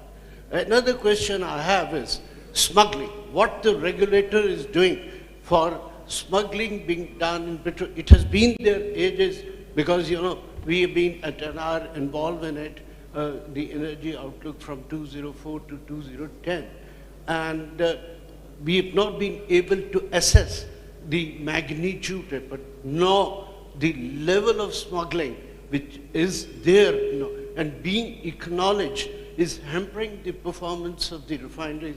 I think all the refineries are there. We have been consultant to the refineries. So what the regulator is doing. बहुत बहुत शुक्रिया. You made a very valid and concerned points. When it comes to your concern around smuggling, we as a regulator are fully aware of the issues, and we are engaging all the key stakeholders at the right level. But where I have a slight disagreement, sir, if you allow me to disagree with you, is your comment around LPG companies, that they are responsible or they should be responsible. My view is slightly different. We will only be able to achieve our safety target in this country if we change our mindset that they are responsible from to we are responsible. Until unless we don't say we are responsible, we will never be able to make any change. So, with all my due apology for disagreeing with you that the LPG companies are responsible, I would say we all are responsible, and we all in our capacity has to play a certain role. जी madam, आप कुछ कह रही थी? जी madam. My question is basically the same. Thank you so much for allowing me to question. I'm Saima Aftab. Yes, so मेरा question exactly जो sir ने अभी किया अबाउट द स्मगलिंग पॉइंट. आपने अभी ताफ्तान बॉर्डर का एक पिक्चर दिखाई. It was just an LPG का जो एक आपने दिखाया tank. In addition to LPG आपको पता है बाकी सारे पेट्रोलियम प्रोडक्ट्स भी इक्वली एक्सप्लोसिव हैं. और जिस वक्त अब इस वक्त जो स्मगलिंग का जो हम देख रहे हैं कि जितना हमें डाटा पता चल रहा है, जितना ओएमसीज को लॉस हो रहा है, लाइक थोड़ी सी बात इस तरह की आ रही है कि 30% जो है वो मार्केट शेयर जो है ओएमसीज का गिर रहा है. और क्या ओगरा इस बारे में कोई स्टेप्स ले रही है?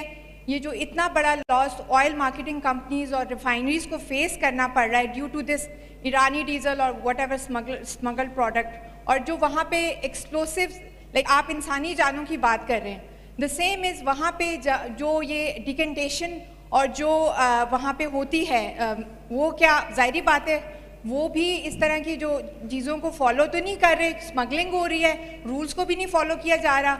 तो क्या ओगरा ने इस चीज़ को किसी बड़े फोरम पे टेकअप किया है कि ये क्यों हो रहा है और इसको कैसे रोका जाए? Thank you madam. जैसा कि मैंने कहा कि एलपीजी के साथ साथ जो आपने दूसरा पॉइंट रेस किया है फॉर दी फिनिश प्रोडक्ट्स और उसकी smuggling, yes. So the answer to your question is yes. Ogra has not only raised it but has documented it and engaged all the relevant stakeholders. तो ये तो ना सिर्फ ये कि हमने ये काम किया है, बल्कि हमारे साथ मिनिस्ट्री ऑफ पेट्रोलियम ने भी इसको रेज किया है. तो मैं यहाँ पर, चूँकि देखें, nobody can justify smuggling anywhere on this planet. It's not possible. There is no justification.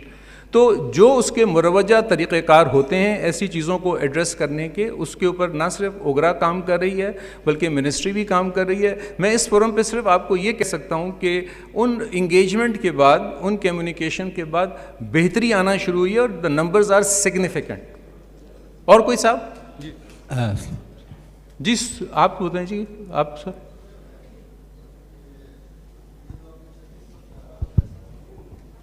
जी आवाज़ नहीं आ रही है आपकी, क्या कह रहे हैं आप? ये जो 3611 लाइसेंस आपने एलपीजीज कंपनीज को दिए हुए हैं, तो ये इतने इंसिडेंट्स हो भी रहे हैं जो कि रिकॉर्ड हो रहे हैं. ज़ाहिर है एसओपीज भी होंगी इन पे, जिन पे अमल दरामद हो रहा होगा. सीएनजी की बात कर रहे हैं? एलपीजी की.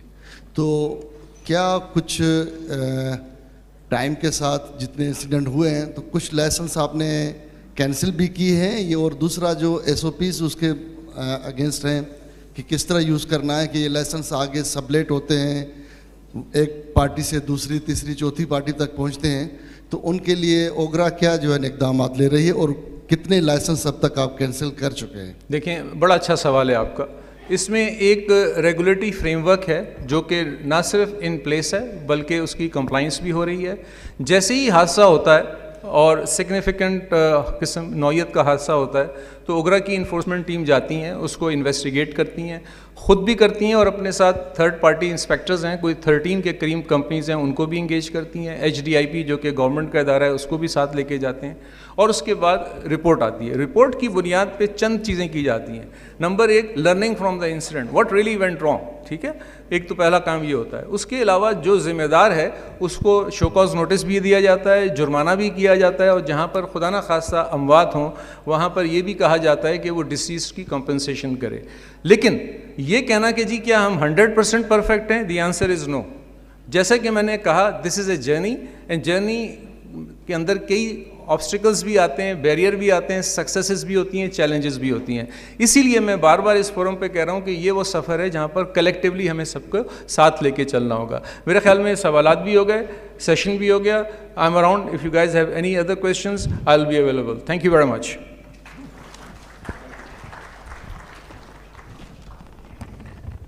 Thank you, Mr. Masroor Khan Saab, for a very pertinent presentation in which you have also made a request to the energy sector to raise due awareness about the safety awareness about LPG use. Now, the next speaker is Dr. Sayyid Nazir Abbas Zaidi, Secretary General, Oil and Gas Advisory Council. Dr. Zaidi will be focusing on a very pertinent topic called Oil Sector Challenges and Solutions for Sustainability. Ladies and gentlemen, put your hands together for Dr. Sayyid Nazir Abbas Zaidi.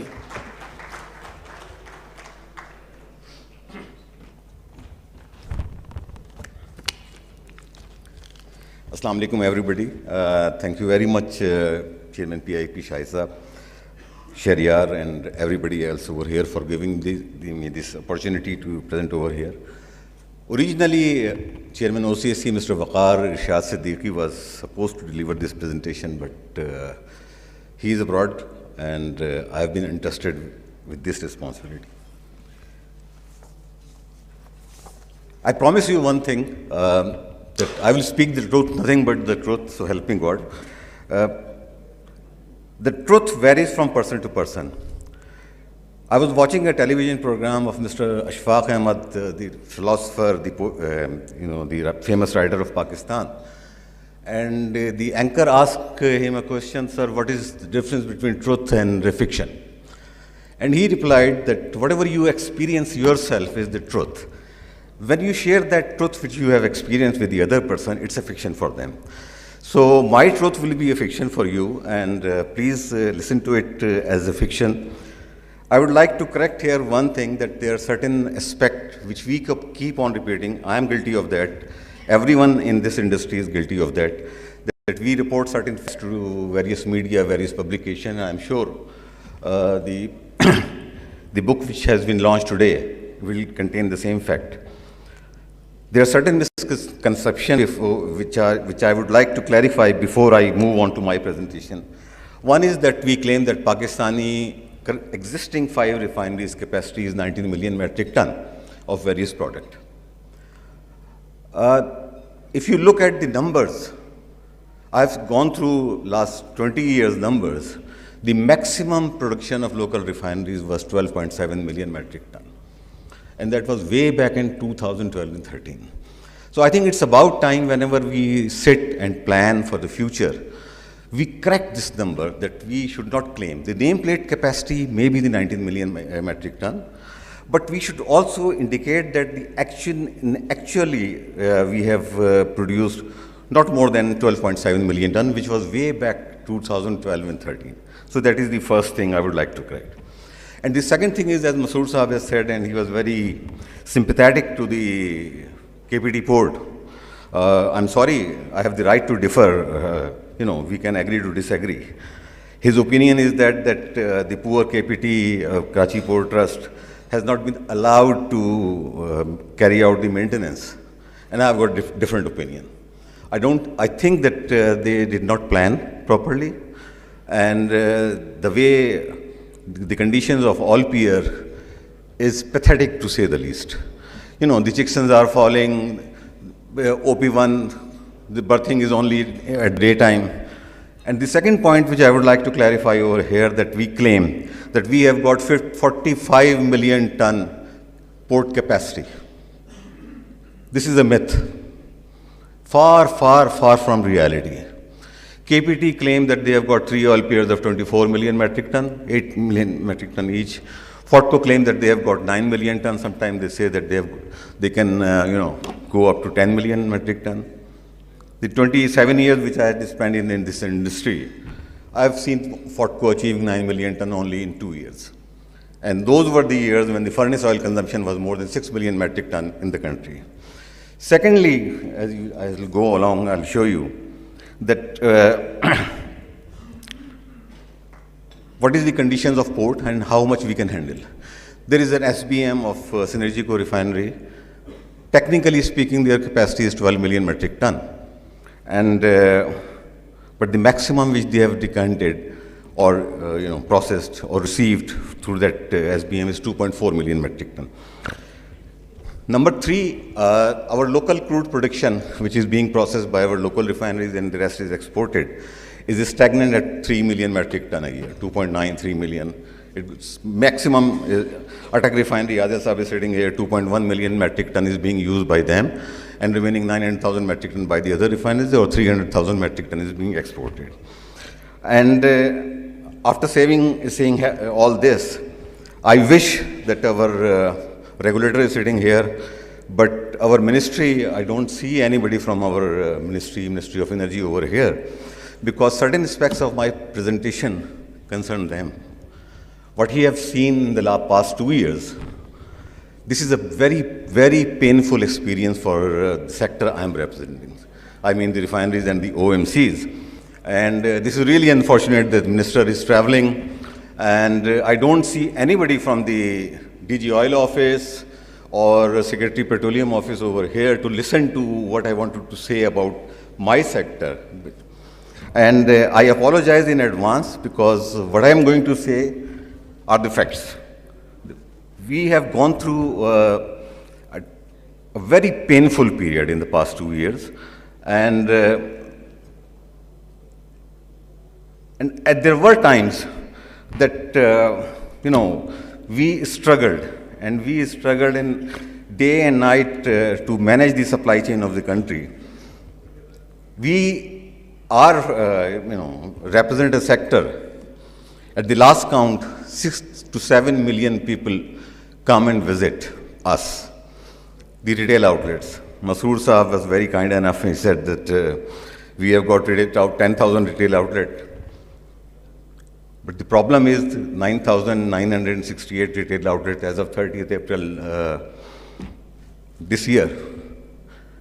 What about the 2,500 retail outlets which are operating, and marketing the products in the country? 25% retail outlets are illegal in this country.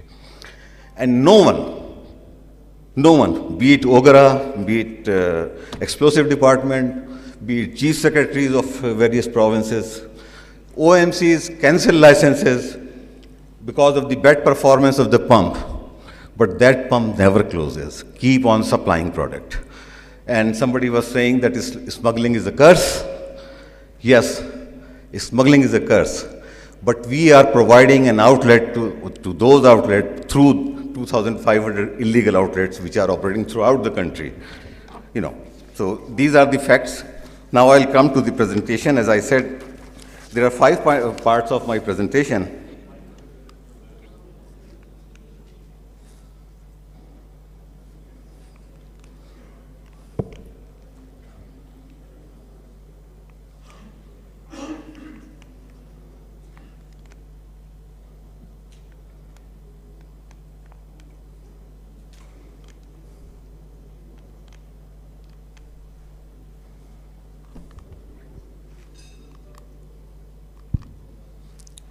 Excuse me, can anyone help? I'm not getting, it's not getting forward.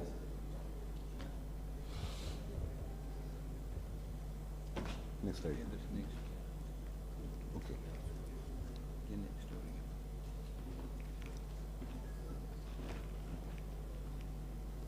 Okay, as you can see here, this is last 5-year production of refinery production. You can see the number. Numbers are very clear and numbers don't lie.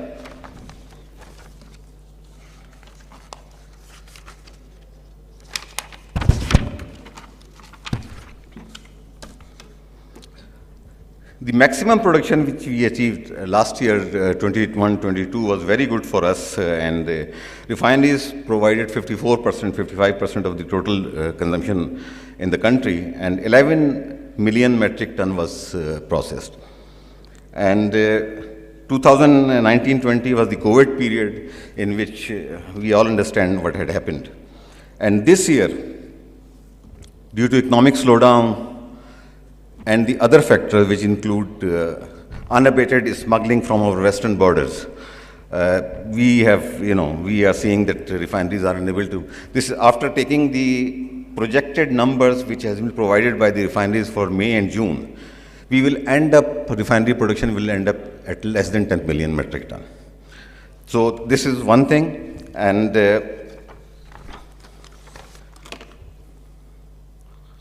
next is our sales number. As you can see, we have gone from 20 million to 17 million COVID period. Then we recovered 20 million. And 21-22 was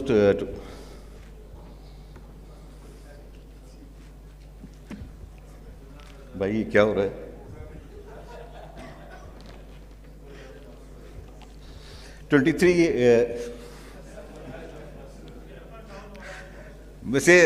As they say, truth is bitter, you know.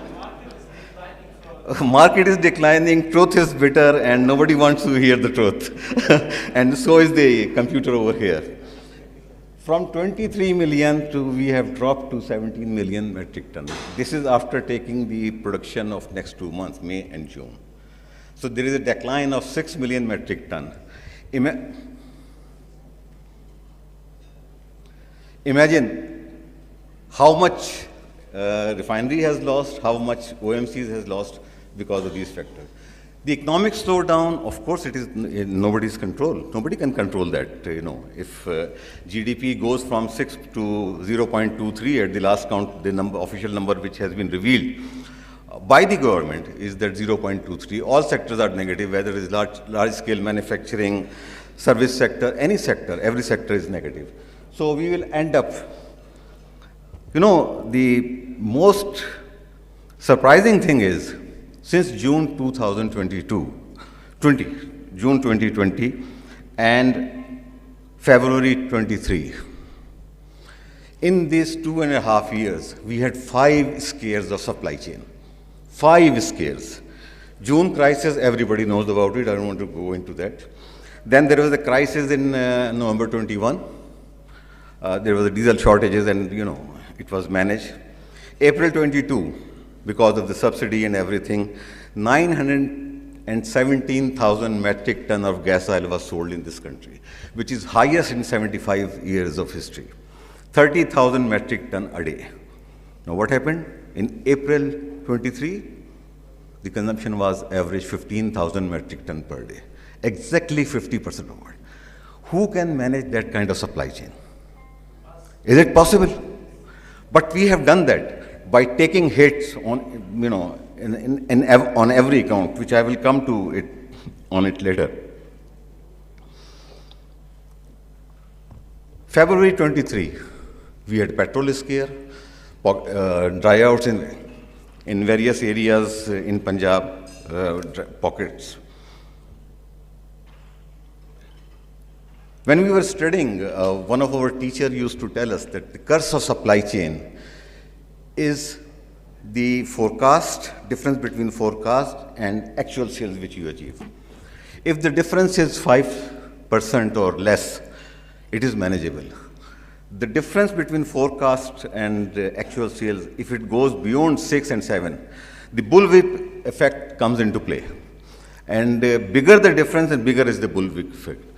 At times you end up, our dear friend Chairman Ogra was showing that we have got 46 days of diesel or 60 days of motor gasoline stocks.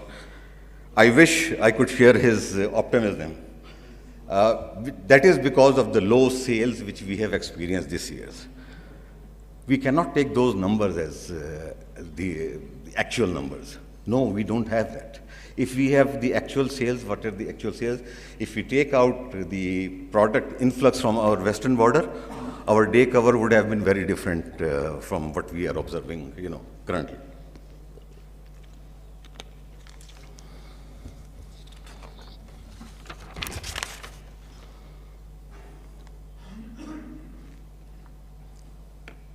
Now, these are the two ports. I will not discuss Synergico SBM. As you can see, the maximum volume imported was in 2018 and 19 at KPT was 14.29 million metric ton.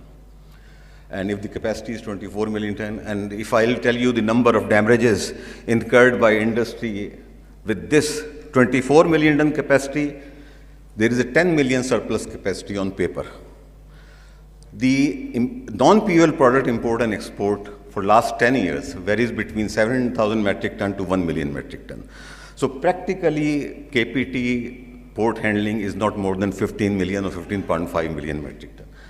Same is the case with Fortco. You can see 3.65, 4.6, 6.59, and 21-22 was the best year, 8.1. And in that period, 2.21 million ton was furnace oil was imported. So these are the conditions. And at KPT, we handled 244 oil cargoes, vessel oil ships, and 167 at Fortco. Now I come to the most difficult point. What are the challenges? Number one, oil pier. OP1 is in that condition that certain master of the vessels, when they report to Karachi port, they refuse to berth at OP1. This is a fact. Shell Pakistan, they never berth their vessel at OP1. Vessel is berthed only in the daylight, and there are only two pilots who are capable enough to bring the vessel in daylight. So it's not the all-weather port, and night berthing is not possible. And for God knows how many years I am hearing that PC1 is being made, and it will go and it will be approved by whoever, ECNEC or whatever the body is. There are so many bodies in government of Pakistan who give approval. I don't think this is happening in my lifetime. The only way it is possible is that the government go for public-private partnership, give it to some private company and with a share of KPT or whatever it is. Then the refurbishment or the actual capacity achievement is possible. Otherwise, we will keep on taking risk. We are talking about safety. We are talking about the hazards we face. But these hazards we take every day, and we take this risk with a vessel of 70,000 metric ton of crude, with a vessel of 50,000 metric ton of motor gasoline, with a vessel of 50,000 metric ton of diesel. So we keep on doing. And capacity constraint at Fortco, we know that, since the inception of White Tile Pipeline, vessels are coming over there, number of vessels has increased. We know that in actually 14 vessels can berth in a month. So the best solution is that we move out of Kemadi area, we move out of Fort Qasim area and go to hub area, install a big, big tankage, SBM, where larger vessels can come and, connect it to the WAP system so that 12 million capacity of WAP is utilized and product is transported safely to the country. That is number one. Number two, at Fortco, what we need is that there is only one line which is being used for motor gasoline as well as HSD, and it is, after every discharge of HSD, or the line is picked with nitrogen. So it results in time wasting of 6 to 8 hours. Similarly, we read that this night berthing was done. But when I looked at the data, the vessel was of 45,000 metric ton dead weight. It was not, LR1 vessel or LR2 vessel which was berthed at night. So night berthing is a solution. During monsoon, we have to test vessels at the berth, which takes about 10 to 12 hours. So these are the constraints which are going on, and we are repeating it, going about it every time, but there is no solution. 300,000 metric ton of UEP condensate is exported from FOTCO as well, which takes about 9 to 10 vessels every year. So out of 167 vessels which were exported last year, handled last year, there were vessels of 10 vessels of condensate as well. We have suggested to government of Pakistan that they should move this from, make FOTCO only for oil, not for the condensate. And furnace oil, as we know, now Parco and PRL are exporting furnace oil, and they are using the same jetty. So every month there will be limited. This year sales are low, imports are low. Motor gasoline import, as I'll show you in the next slide, has reduced to 4.6 million ton as against 6.6 million ton, which was the last year number. And the widening of channel, which we keep on hearing that PQ is working on it, it will keep on doing it. So what will happen, whether a new jetty will be made or not, I do not know. Now, this is the most important part of this presentation. I don't think OMC or refinery business is viable anymore. I don't think so. Let's come to the refineries first. The country rating is downgraded. It has been downgraded so many times that I don't remember what is our current rating is. But the fact is, in the last 1 year, LC confirmation charges, which was 0.5%, 0.4%, we as an industry have paid 10, 11, 12% LC confirmation charges. I will talk about problems in LC opening as well. There is no mechanism available. Now, think about the cargo side, the value of cargo. 70,000 metric ton crude at the price of today will cost you about $45 million. If someone is paying 10% of LC confirmation charges, that means that company, that refinery, that OMC is paying $4.5 million per vessel from their own pocket. There is no mechanism available which allow those refineries. At the same time, whatever the refinery gets, it is a formula which has been approved by the government of Pakistan, Ministry of Petroleum, ECC. We cannot go outside of those boundaries. So this $4.5 million, which any refinery or any OMC has paid, who is going to pay for it? There is an assumption that these are very rich people. They are, they have got deep pockets. They have got this. They have got that.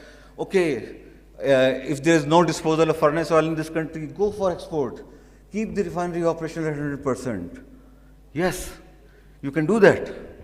You are here. You are our national asset. But when it comes to protecting our national assets, we forget.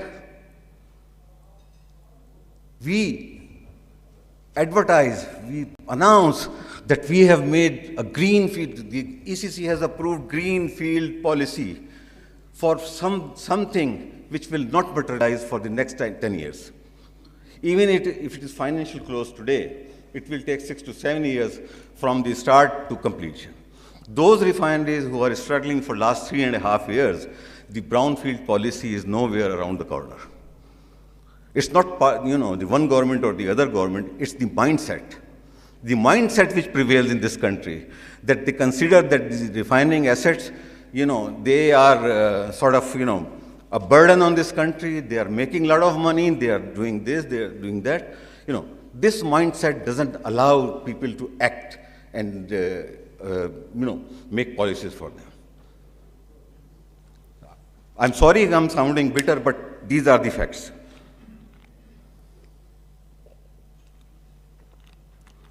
In 2004, when the oil prices were very high, the government of the time decided that they will give cheap product to the country people. And OMCs and refineries, as usual, came forward, took the burden, bear the financial cost. 2008, and now we are sitting in 2023, 291 billion PDC, 11 billion is not paid today. US dollar in 2008 was at 64 rupees per dollar. Today, official rate is 286, and unofficially it is 316. So OMCs and refineries have lost 80% worth of their claims. And still those claims are not paid. We are begging, we are begging Ministry of Energy to please, Ministry of Finance, to please put it in the budget, clear this slate, give it. Even after, 75% is wiped out. We are going through a time, double jeopardy. Double jeopardy, by double jeopardy I mean that interest rate are the highest, 21%, and deval is the highest. We have never seen deval like that. And some of the losses which we incurred are returned, but वो कहते हैं ना कर्ज की रकम जैसे टूट के मिलती है तो उसकी असल वैल्यू ख़त्म हो जाती है कि whatever losses incurred, it was given in partial installment, and industry is being treated as bank to sponsor the government role, because the government could not afford to pass on all the impact of exchange loss to the general masses.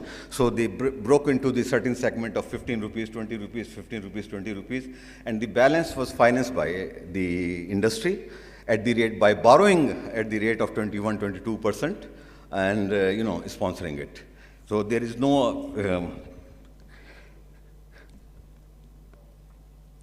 now I'll come to the OMC margin. In November 2021, the OMC margin was 2.97 rupees per liter at the time, and later on it was increased to 3.68. Now just see that in July last year, dealer margin was increased from whatever their margin was, 3.98 or 4 rupees to 7 rupees. OMC margin was not increased. And my certain colleagues are sitting here that we were going from A block to Q block, or whatever, S block or P block, just begging them to give us margin. And when we got our margin, OMC's margin, February this year, we got rupees 6 margin. Now I'll give you breakup where that margin is going, 6 rupees. It sounds very good. When you talk to government officials, they say, oh, what do you want? Your margin has been increased by 100%. Yes, it has been increased by 100%, but the deval was, what about the deval? How much is the devaluation? How much is the markup? What is the cost of doing business? How much is the impact of inflation? What is the impact on our marketing activities? What is the impact? And on the other, and you allow influx of product to reduce our share in the market. So when we sell less, we earn less, and we bear all this. Regulator Chairman Saab is sitting over here, Member Oil is sitting here, Member Gas is sitting here. There is a law that if you hold a OMC license, you have to keep 20 days stock. Fine, very fine. But do you know what is the cost of holding 20 days stock a day today? What is the cost? 3 rupees 37 paisa per liter. 3 rupees 37 paisa, which is more than 50% of the OMC margin which we are getting. More than 50%. Number one. Number two, turnover tax. Waqar, Waqar, myself, and Mehmet was traveling, and CFO of TPPL. We met, we went to FBR, requested them to reduce our turnover tax from 0.5 to 0.25%. And the reply we got, I cannot share it with you over here. You can ask me on the sidelines, I will tell you the reply. And the cost of turnover tax, which we are incurring right now, is 1 rupees 30 paisa per liter. So you just keep on adding. 3 rupees 33 paisa, 36 paisa, and 1 rupees 30 paisa. You can add the number. Another thing, Amar is sitting here, white oil pipeline dead stop. We never objected. Industry was sponsoring it. Whoever using it, they were giving their market share. But as of today, in WAP system, the cost of dead stock is 85 billion rupees. If you calculate the markup on these 85 billion rupees, it will come to 1.5 billion rupees per month. Who is bearing it? Us. And if we ask for margin increase, we are told that, how dare you ask for 100% margin increase? Because we wrote a letter to, the powers to be, or Secretary Petroleum, or Dr. Musaddi Saab. I wish